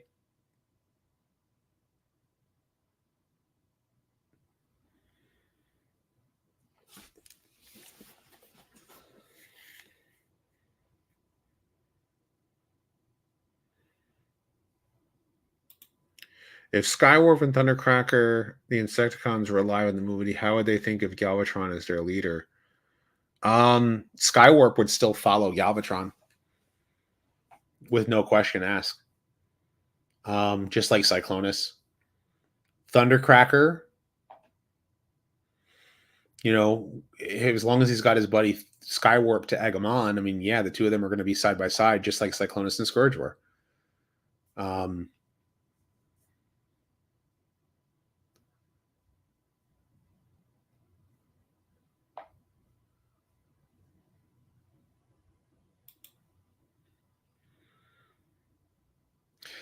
Robots in Disguise 2015 had good moments. Yeah, definitely had some good moments. Wasn't the best show. Like, it was, the problem was is that it kept forcing a status quo. Really forced it really forced a status quo. Like, you weren't able to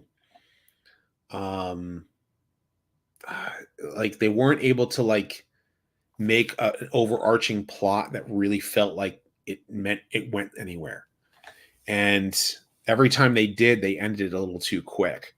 So it had a lot of good moments though. So, and I know people hate it. People really hate it. And I think it's the people that hate it, again, just like this figure, which I love, for it being a really good interpretation of G1 Prime for the price point. The things that this figure has its problems.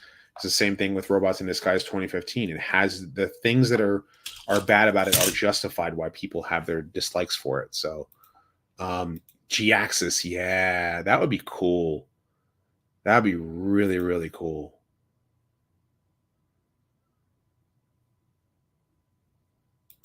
So the reason you're a Transformers fan is because of Robots in Disguise. Hey, where you came in is where you came in. You're, hey, you're a Transformers, Transformers fan now. Cool. You're welcome. now you're broke because you buy plastic robots like the rest of us, right? All of us here buying plastic robots,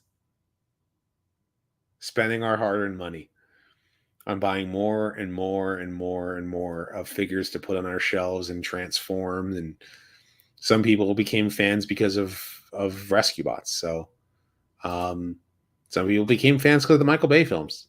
It's where you came in is where you came in. Personally, I'm a hardcore old school G1 fan. Love Beast Wars. Absolutely love Beast Wars. And I enjoyed animated. And there's a part of every single Transformer series, even if I don't like it, like Energon. there are parts of Energon that were kind of cool. Parts, little parts. Even the shows that I didn't like. I'll even, I've been very critical of the IDW comics. There are parts that I liked. Parts about Earthspark, same thing.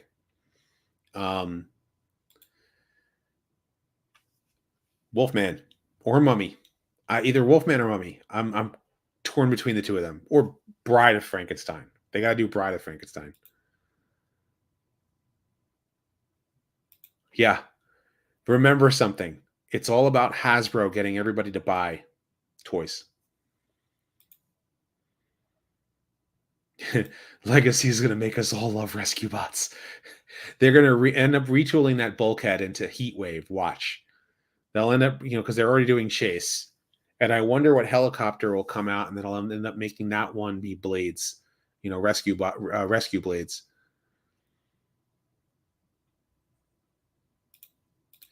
I don't understand the hate for me. Yeah, it's the source material. Yeah, exactly. I don't get the hate for me being a G1 fan. I don't get it. I don't know how people could hate the source material. They'd probably have to do a sea spray. They might use a sea spray figure to do that one. Or, well, would they do a Submarauder? That might work. Retool a Submarauder figure. We're all waiting for 86 Swoop. I have my 86 Snarl on order, but it's been back ordered. So hopefully I still get my 86 Snarl. Of course it was funny at times. Of course the show was funny at times. It had to be.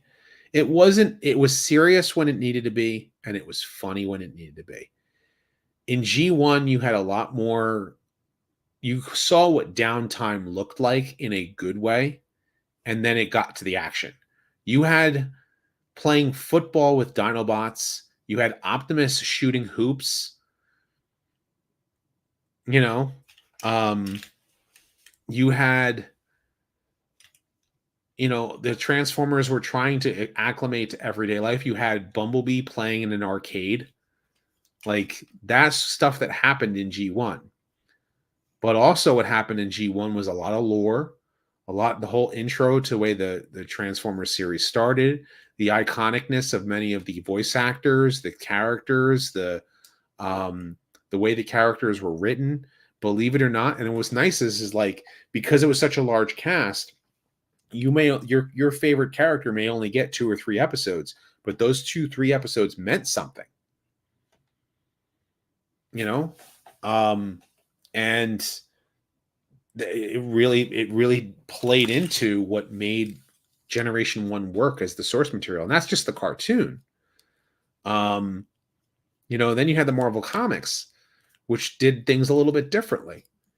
But what really, really, one of the things that was a trifecta of that was that you had the Marvel Comics and you had the G1 cartoon, but you also had the toys.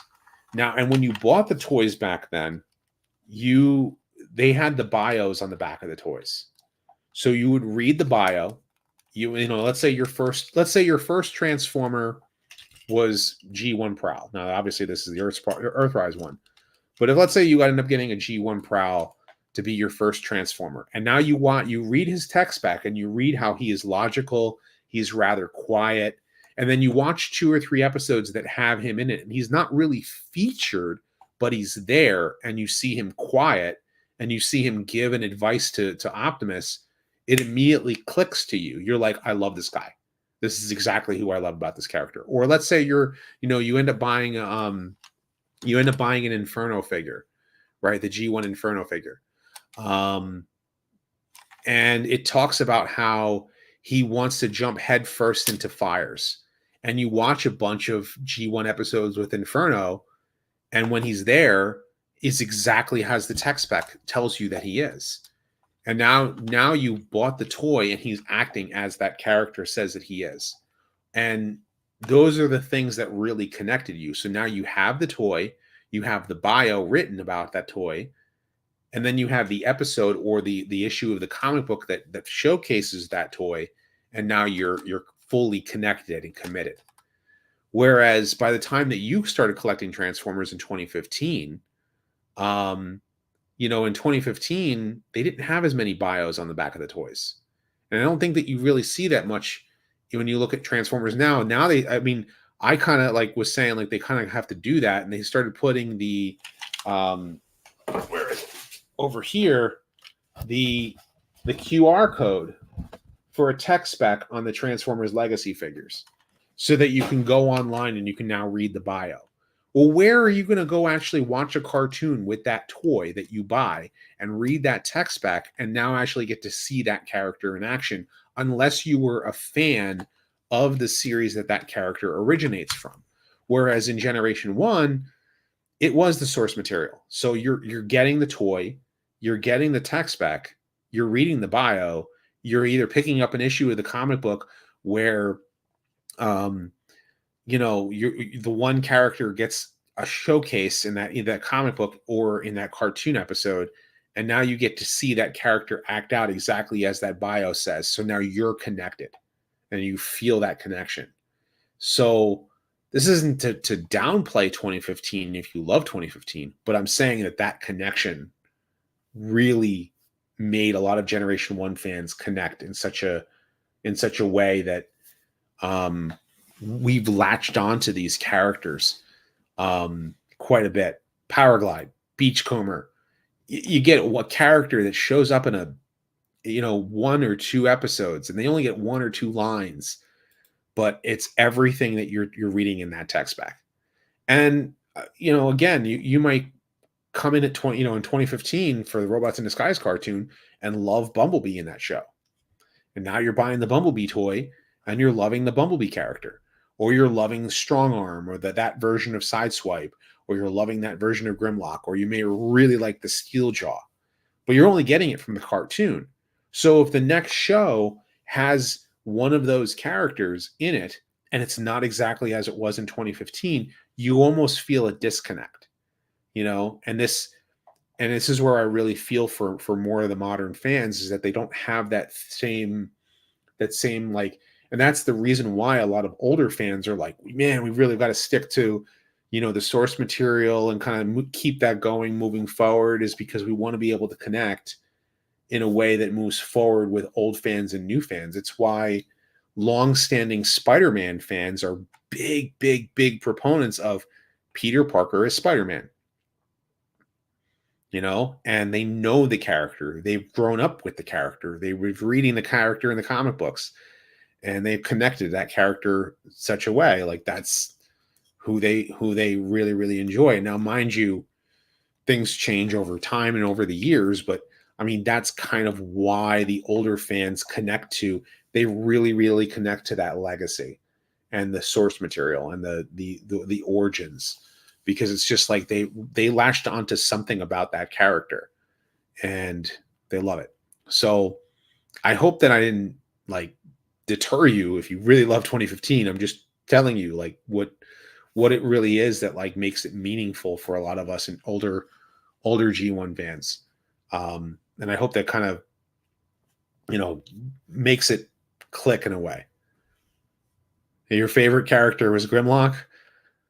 I wonder how they were like, what they were thinking when they were doing that version of Grimlock, because to my understanding, the original writing for 2015 was that wasn't going to be Grimlock. That was actually going to be a new Dinobot, not Grimlock, because Dinobot exists in the aligned continuity as a different character based on the Generation 1 character.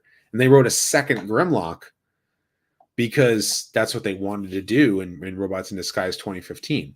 And mind you, the character is fun. I love the pretzel episode, by the way. So that was like one of the more meaningful episodes. So even though it was a little funny, a little weird, like it was kind of like an offbeat, like sidetrack episode, but a lot of 2015 was like that. But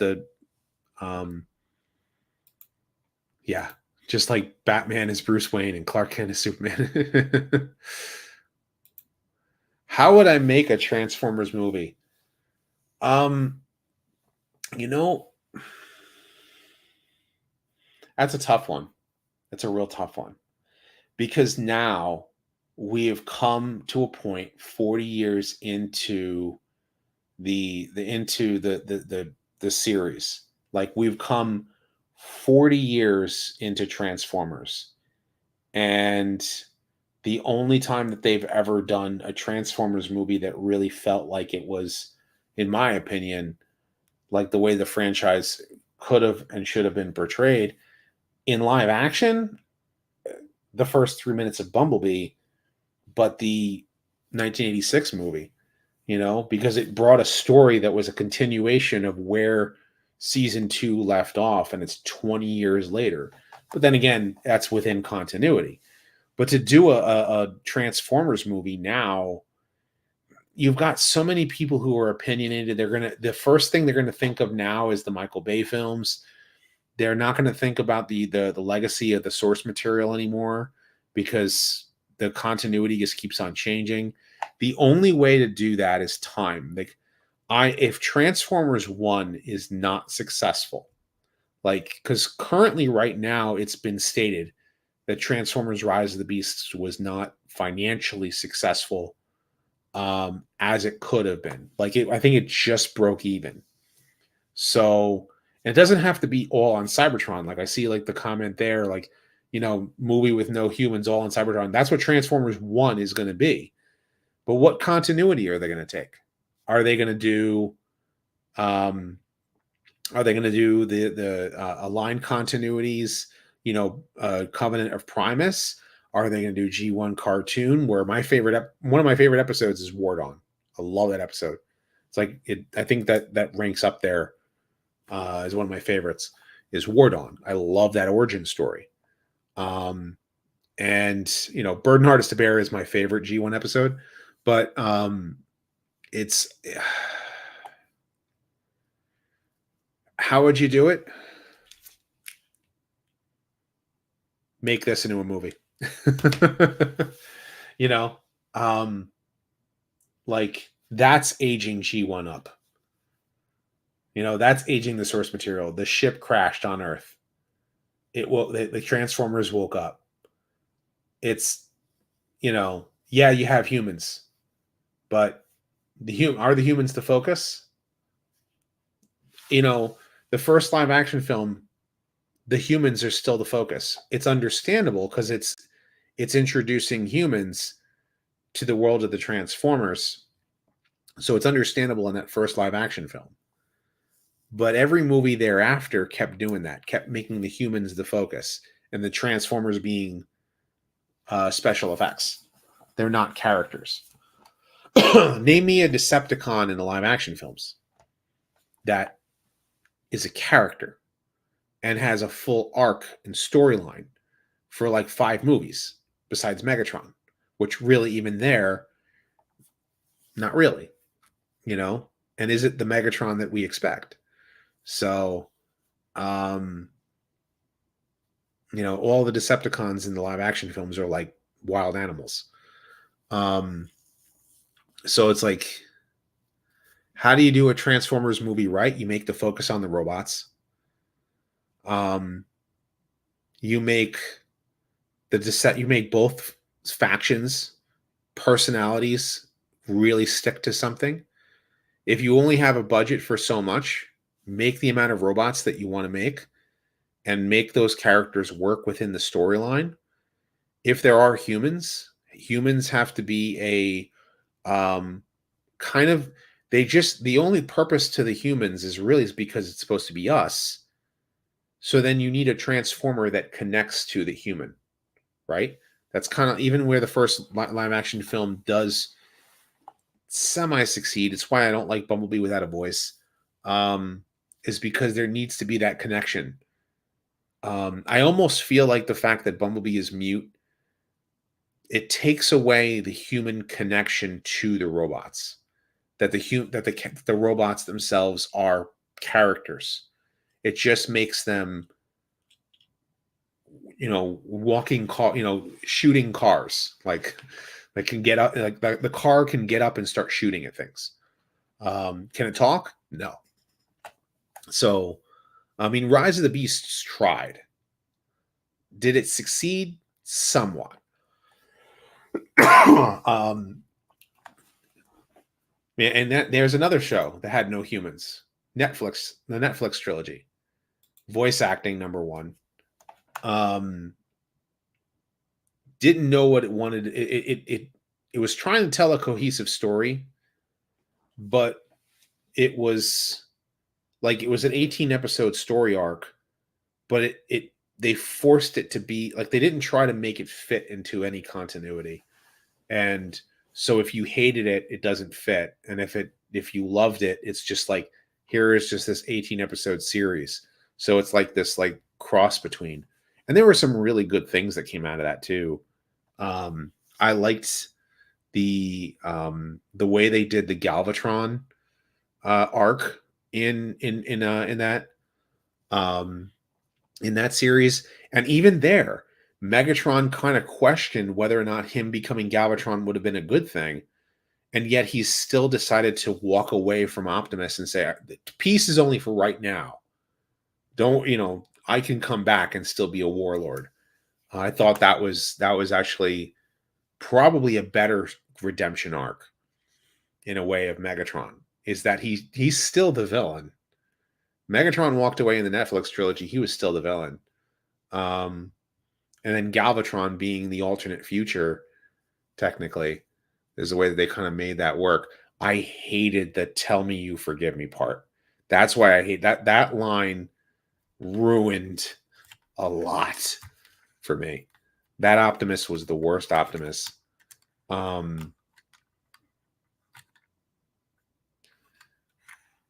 Yeah, there it is. They paid too much homage to too many series all at once, and didn't try to make it work within what it should have been. And again, I'm being critical while having parts that I really liked about it, and I know that it came from a place of they really wanted the show to work. And in a lot of places it did. Again, a lot of places it did.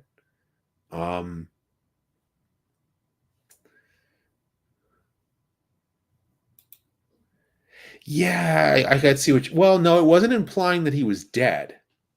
It was implying that he was like he was seeing visions of, hey, where's my brother? It was the same as Black Arachnia seeing Silverbolt in in her vision. So there was that. So, oh yeah, speaking of which, that Silverbolt figure, I have to get that figure. I need that Silverbolt figure. So, ooh, ooh. Can I just settle for G1 and Beast Wars? Like, I'd rather just have G1 and Beast Wars.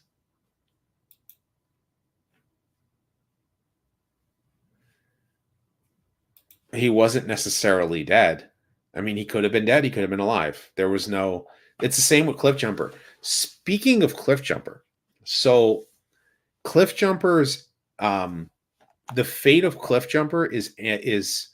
I'm using a. I'm getting tongue tied right now. I'm getting tired. Is ambiguous because you don't know if he lived or died. You don't know if Cliff Jumper died in the Netflix trilogy. The reason why they did that and left it open-ended on purpose was because the showrunners watched my Cliff Jumper video. That is a fact. So, ambiguous. There it is. Wait a second. Is that? No, it's not. I was looking at the avatar there, and the avatar looked like a young James Olmos, I think his name is, the guy who plays Captain Adama in the remake of Battlestar Galactica. But when he was young, he played the lieutenant in Miami Vice. So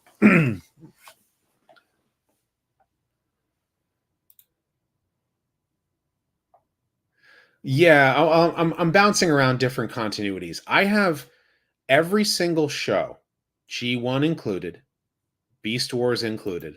I have good and bad to say about them all. Every single one. I'm a TV star now. I'm a TV star now. Look, Mom, on TV.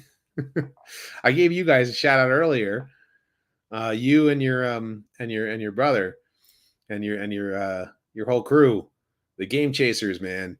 So thank you very much for that, Melvor. And for that, thank you.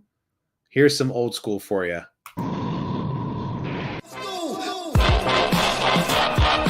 Word. Let's take it back to the old school. Word. Let's take it back to the old school. I want to see some crazy Galvatron. Yeah, I love crazy Galvatron. You don't get the hate for the BOT you don't get the hate for the BOT episode. I get it. Those teenagers are rather annoying. The teenagers themselves are rather annoying, and the whole premise of building their own robot, that it's kind of a nifty idea, but that was like so far out there. And for a season closer, when they could have really focused on the they really should have protected on the Protectobots, and they didn't. So yeah, the miscoloring of bots. Do you know, well, in Marvel, it was because Neil Yomtov was just trying to get the comic books colored in a fast method, and they had so many robots to color. The production schedule for Generation 1 was grueling. And you're talking about animators in Japan or Korea who had to animate the show with a 3-month turnaround. Hand drawn, hand painted cells, not doing the whole like computer animation where you can hit Control Z. There is no Control Z. It's called, you paint the animation cell and you put it out there. So yeah. Say something bad about the 86 movie. It should have been 15 minutes longer. Included some of those deleted scenes. I wish that there were alternate scenes created to fix the animation flubs, and that all 5 Dinobots were present. And yeah, that's what I could say. And I wish that some of the deleted like dialogue was in it. Walker Edmonston, his screen copy, he actually had a recorded line in the movie as Inferno. And it was supposed to be Inferno and Blaster telling Ultra Magnus that they would stay at Autobot City to keep it protected while Ultra Magnus and the Autobots escaped. And there was a whole sequence where they were supposed to battle in space, and Galvatron was supposed to say, they did this to me at Beta 4. Or actually, no, Ultra Magnus says, hey, we'll use the same maneuver we used at Beta 4. And then Galvatron says, they did the same thing to me like this as Megatron at Beta 4. And then you get to the scene that happens in the movie where they say, congratulations, Autobot, we lost them, so rest while you can. Yeah, I remember the dust was so thick at Beta 4. Well, that scene was cut out of the movie. And I wish that sequence was in it. I wish that some of the Ultra Magnus coming in as a car carrier, and Red Alert and Sideswipe and Trax coming in to fight Devastator as Optimus is doing his heroic charge was still in the movie. I wish that since Flint Dille has stated that, that yes, that Skywarp is Cyclonus, that they would have reanimated that sequence to fit properly.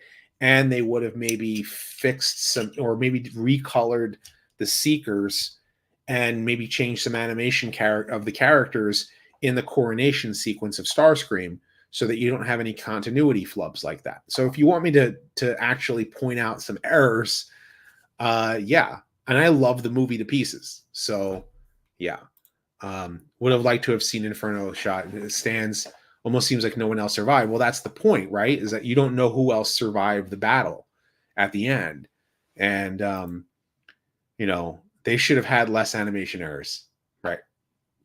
They should have had less animation errors and the deleted sequences that really would have made the movie complete, in my opinion. Those like 10 minutes, 15 tops of extra scenes and sequences to make a special edition of Transformers the movie, the 1986 movie.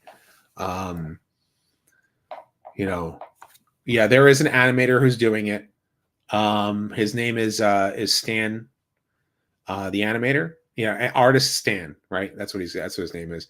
And he actually has been trying to animate that sequence, but I know that it's been animated before. Like it's actually been legit animated by Toei. So there is an animation cell of Unicron scraping his hand across the surface of Cybertron, and that animation cell, you can find it out there. So that proves that many of these sequences might have been animated. Yeah, no Cyclonus Armada. There is none of that. Because the actual, I personally think that creation sequence is is an animation error. Because if you read the storyboard, it says other Decepticons are brought into the transformation beam. And you see Bombshell, and it says Bombshell by name. So it was more than one Decepticon. So it was supposed to be both Bombshell and Skywarp being molded into Cyclonus. That's who it was supposed to be. Now, according to Flint Dille, Skywarp is Cyclonus. So where does that leave the animation? Well, the animation shows two Cyclonuses being made. Really, there's only one Cyclonus. So which one is it? Or is it both? Or is it a mixture of both and whatever leftover parts, like the of Bombshell, were used to create that third sweep? So so yeah, that's where I go with that.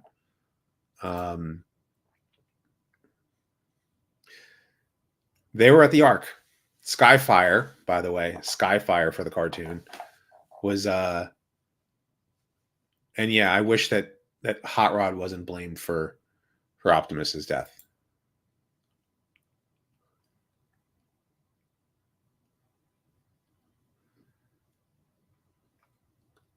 Anyhow, I have now been on for over 2 hours chatting with you guys. It's been fun. I hope I don't mess up my voice for tomorrow, but it's been fun talking about this stuff. Favorite scene in the movie: Arise, Rodimus Prime. This is the end of the road, Galvatron. Favorite scene in the movie: it's Optimus Prime is telling Hot Rod, "You're the hero." You know, all of that work from telling you, do you dare to believe you can survive in the beginning of the movie, to be fast and free and young, to nothing's going to stand in our way, to, getting blamed, feeling the pressure that he thinks that he's responsible for Optimus's death, even though everyone else is telling him he's not, which those are actually deleted scenes as well in the movie. But when he pulls that matrix, first Prime, then Ultra Magnus, and now you. That's right, Hot Rod. I killed Optimus. I take responsibility for what happened to Ultra Magnus, and now I'm going to kill you. And then Optimus tells Hot Rod, "No, you're Rodimus Prime now." Actually, he's told him that twice, because in season 3 in Dark Awakening, Optimus takes the Matrix out of his chest, and you will save them, Rodimus Prime. No, stop calling yourself Hot Rod. You are Rodimus. Like, that's the point. So yeah.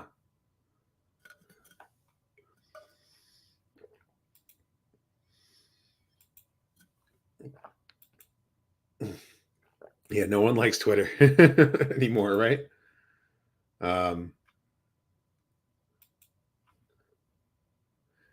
Yeah, I've seen the the Simon Lech's stuff before. Okay, cool. Cool.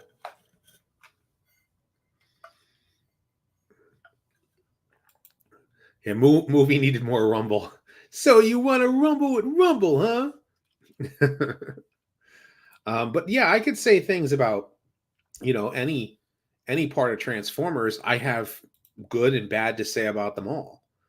I wish that Rebirth was animated by Toei and it was 5 episodes long. It would have been great. I wish that G1 US writers had more reign over what became the Japanese Headmaster series.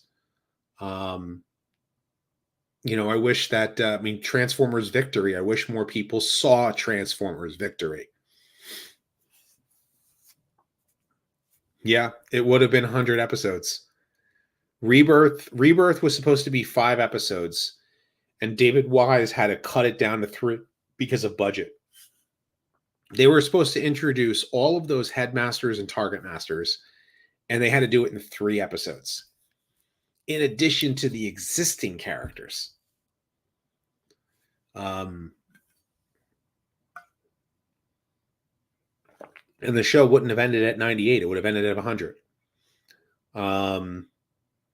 Transformers Victory is very underrated. I think that, I wish Beast Wars wasn't so like that. I wish that more people gave Beast Wars a chance, despite the animation being dated for what it is now. Yeah, I wish we would have had a full on. I wish we had a full on season 4. I really do wish we had a full on like U.S. written season 4. I wish that, Beast Machines, man, that ending, some of the weird, story choices that they did in Beast Machines weren't well received. Car robots, robots in disguise. I wish that it knew where it wanted to be in the timeline.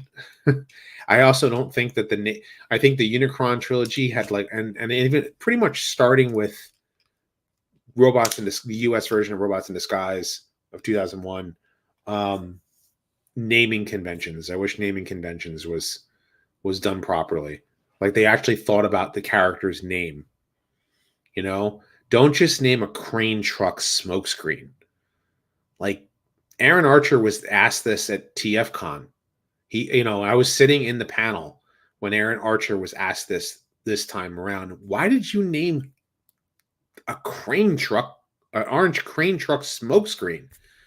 And he was just like, that was just the name that we had available. So that's what we named him. That's what they said. And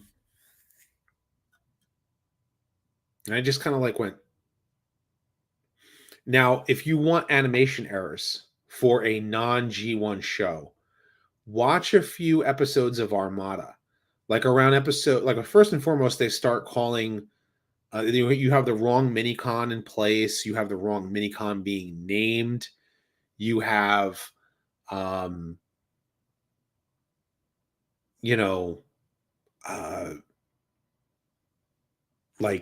man, if you see Optimus combines with Jetfire, and it's super mode Optimus coming down for a landing. You have weird oddball proportions. It's just so off. Well, first and foremost, to me, that's not smokescreen. It's Grap. If you call him Grap, he's a different character. And I can look at that character properly. I'm talking about his name. I'm not talking about the character itself. I'm talking about the name. The toy itself is. You can't keep that figure standing. The minicon gimmick, takes too much out of it. You can't even. It doesn't even have functioning hands.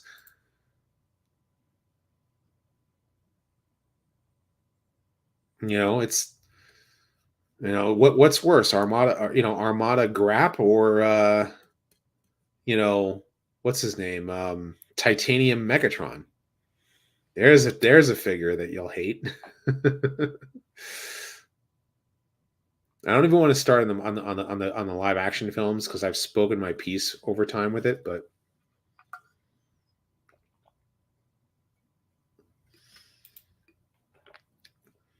while true, here's the point about that. I hate that people bring up Generation 1 and they try to compare it to a toy made in 2002, when by that point the series, the franchise was around for 18 years.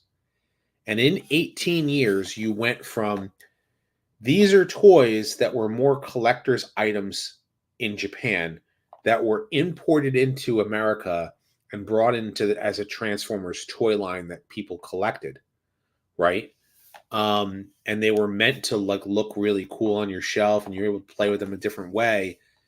That's toy engineering for the time frame is different. So now time happens and 10 years go by and you're going into Generation 2. And Generation 2 introduces ball joints, right? And they introduce all these new toy, ways about them that they can make better toys. You have Beast Wars. All of the engineering to make the Beast Wars figures work. And you have car robots imported as robots in disguise with all of this articulation. Amazing articulation. Mind you, try transforming robots in disguise Sideburn, and you will have a level of frustration for, how many 5-year-olds I remember coming in at Toys R Us and asking me, how do you transform Sideburn? And I actually had to bring my robots and my Sideburn into Toys R Us and I actually showed a couple of kids how to transform Sideburn, because he was a very very difficult transformer to transform. Next year comes along and Transformers Armada the toy is built around the gimmick. The gimmick is you insert smaller toy, launcher comes out that can shoot a missile. Now you have a transformer you have to build around that. And that's how they did the engineering. They didn't have the ball joints. They didn't have the articulation that all of this engineering of 18 years of a franchise that started with humble beginnings to change into something now that's different. Like, why do you think so many people, when they looked at the Unicron trilogy toys, and they were very, very, hard on it? Now, mind you, some people, that's their first Transformer. That's fine. But you take into consideration that, it feels like they backpedaled onto what made a good toy. So all I know is, Ironhide had a head in my toy look like a microwave placed on a chair.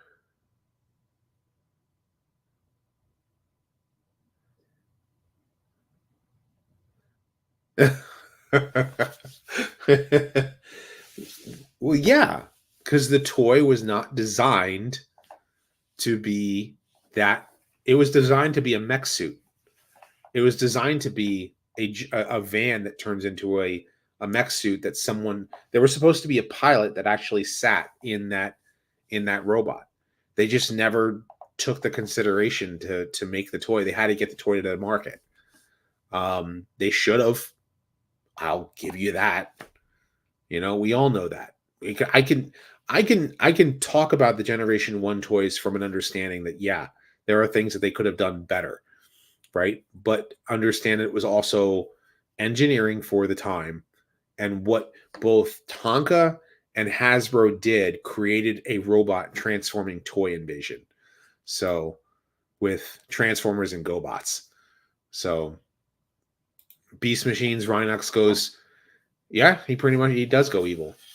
And Richard Newman will tell you he was not a fan of that whole story arc at all. At all. Not at all. So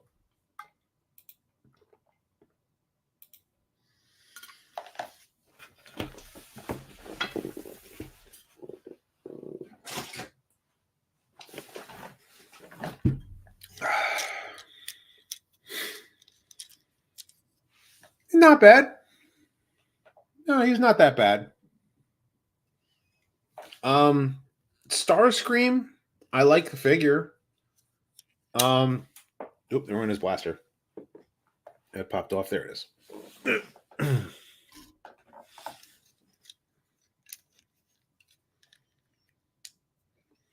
I mean, he's not a bad figure. I think that because they put the doors, I mean the roof of the car, and they put it, instead of putting it here, they put it on his legs. So that kind of like takes away some of his articulation. I heard the Minicon was very welcomed, but I'm happy that the figure doesn't have the Minicon gimmick. Like it takes the robot design of a character that people really like, and they introduce it as a toy. So yeah, my favorite Armada character, Demolisher. He had a really good arc. And I liked it up until episode 10 of Energon. Like, he rejoins the Decepticons, and then his death was really like sad. And he but I hated the rebuilding of him. Like, I didn't like the dump truck. So like they pretty much turned him into long haul there.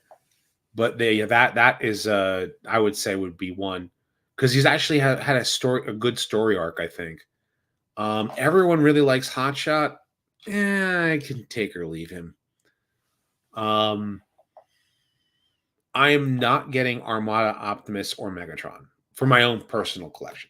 Like, I already sold my Armada, my original Armada Optimus. I still have Bendy Prime, and I want to sell him. I want to sell him. I want to sell the all of those figures. Oh yeah, Barbies would be frustrating to pose. My daughter has a bunch of Barbie dolls. She loves the ones that have all the posability, but the posability ones do break. But because my daughter is constantly changing their dresses, so. And then she asked me when she can have her own Bumblebee and Optimus figures. So I think I gave her a couple different Transformers. I just have to see what she has. And I'll have to give her a couple different figures. So, my son has a bunch of Spider-Man stuff and Mario. But they both watch Transformers with Daddy. Armada Starscream is your favorite Starscream? I can understand that. Although I wonder how you feel about him in Energon and Cybertron, because there his arc went more classic Starscream in a way. Like, he became a Megatron like lackey, like a right in Energon, but then in Cybertron he basically became G1 Starscream.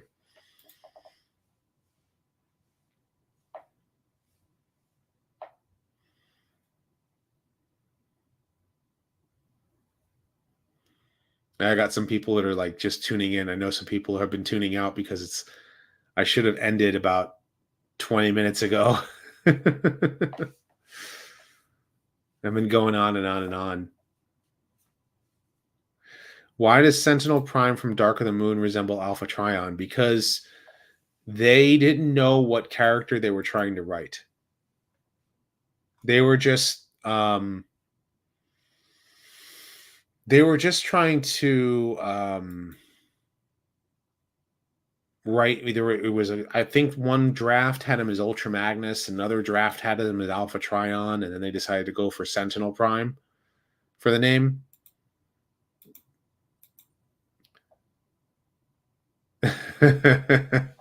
Yeah. I know what you mean. Like, because having a daughter who plays with her Barbie dolls, and she's always changing them dresses. she wants the yoga ones because they can do all the articulation, but then she wants to put them into the dresses that the ones that don't have the posability have, because she wants to have their hands go like this, and she wants to have their hands go like this, and have their hands, do whatever.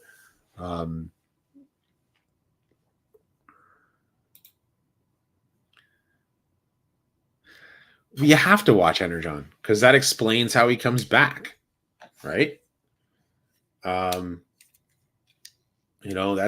explains the whole arc of Starscream, of how he came back to life, and by the time of Cybertron. So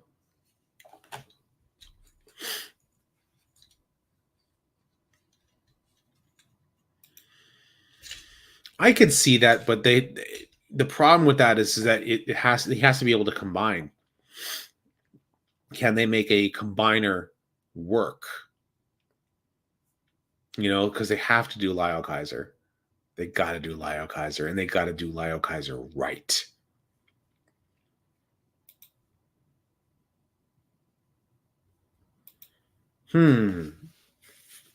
Potential repaints. I could see Lockdown and Prime Cliffjumper out of Chase. Maybe they can also do one of the Technobots. Or no, the Throttle Bots. They can do one of the Throttle Bots. I haven't done that in years. If you go way back, I think I might have taken them down, like made them unlisted.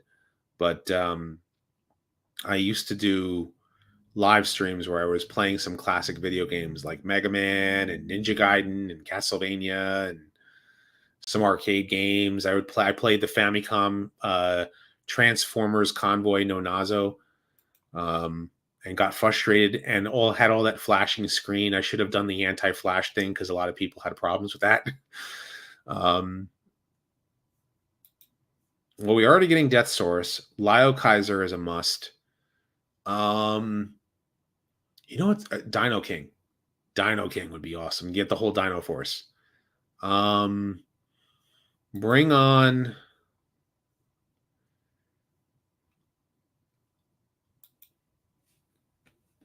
I mean, they can pretty much bring. I mean, they're all combiners basically in that series, right? So they can do the multi-force. Been talking about a lot of stuff for a while, man. A lot of stuff. I actually should take the first half. I'm actually going to cut this off at this point now because it's about midnight and I need to go to bed. So, yeah, I've been talking for a while, and I hope everyone's enjoyed my stream. Do Transformers games, even the really crappy ones. That would be fun. I should do that. Maybe like I should bring back the old. Let's play some Transformers live. Right.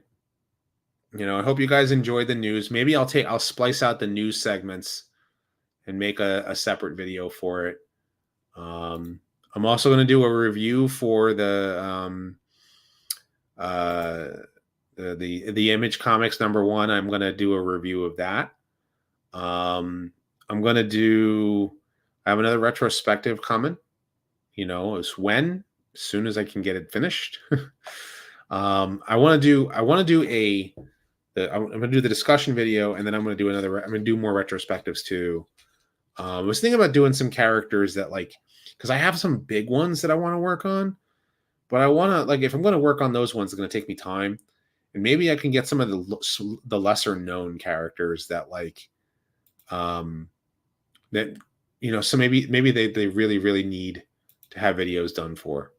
So, but yeah. All right. So let's roll for home. Until next time, till all are one.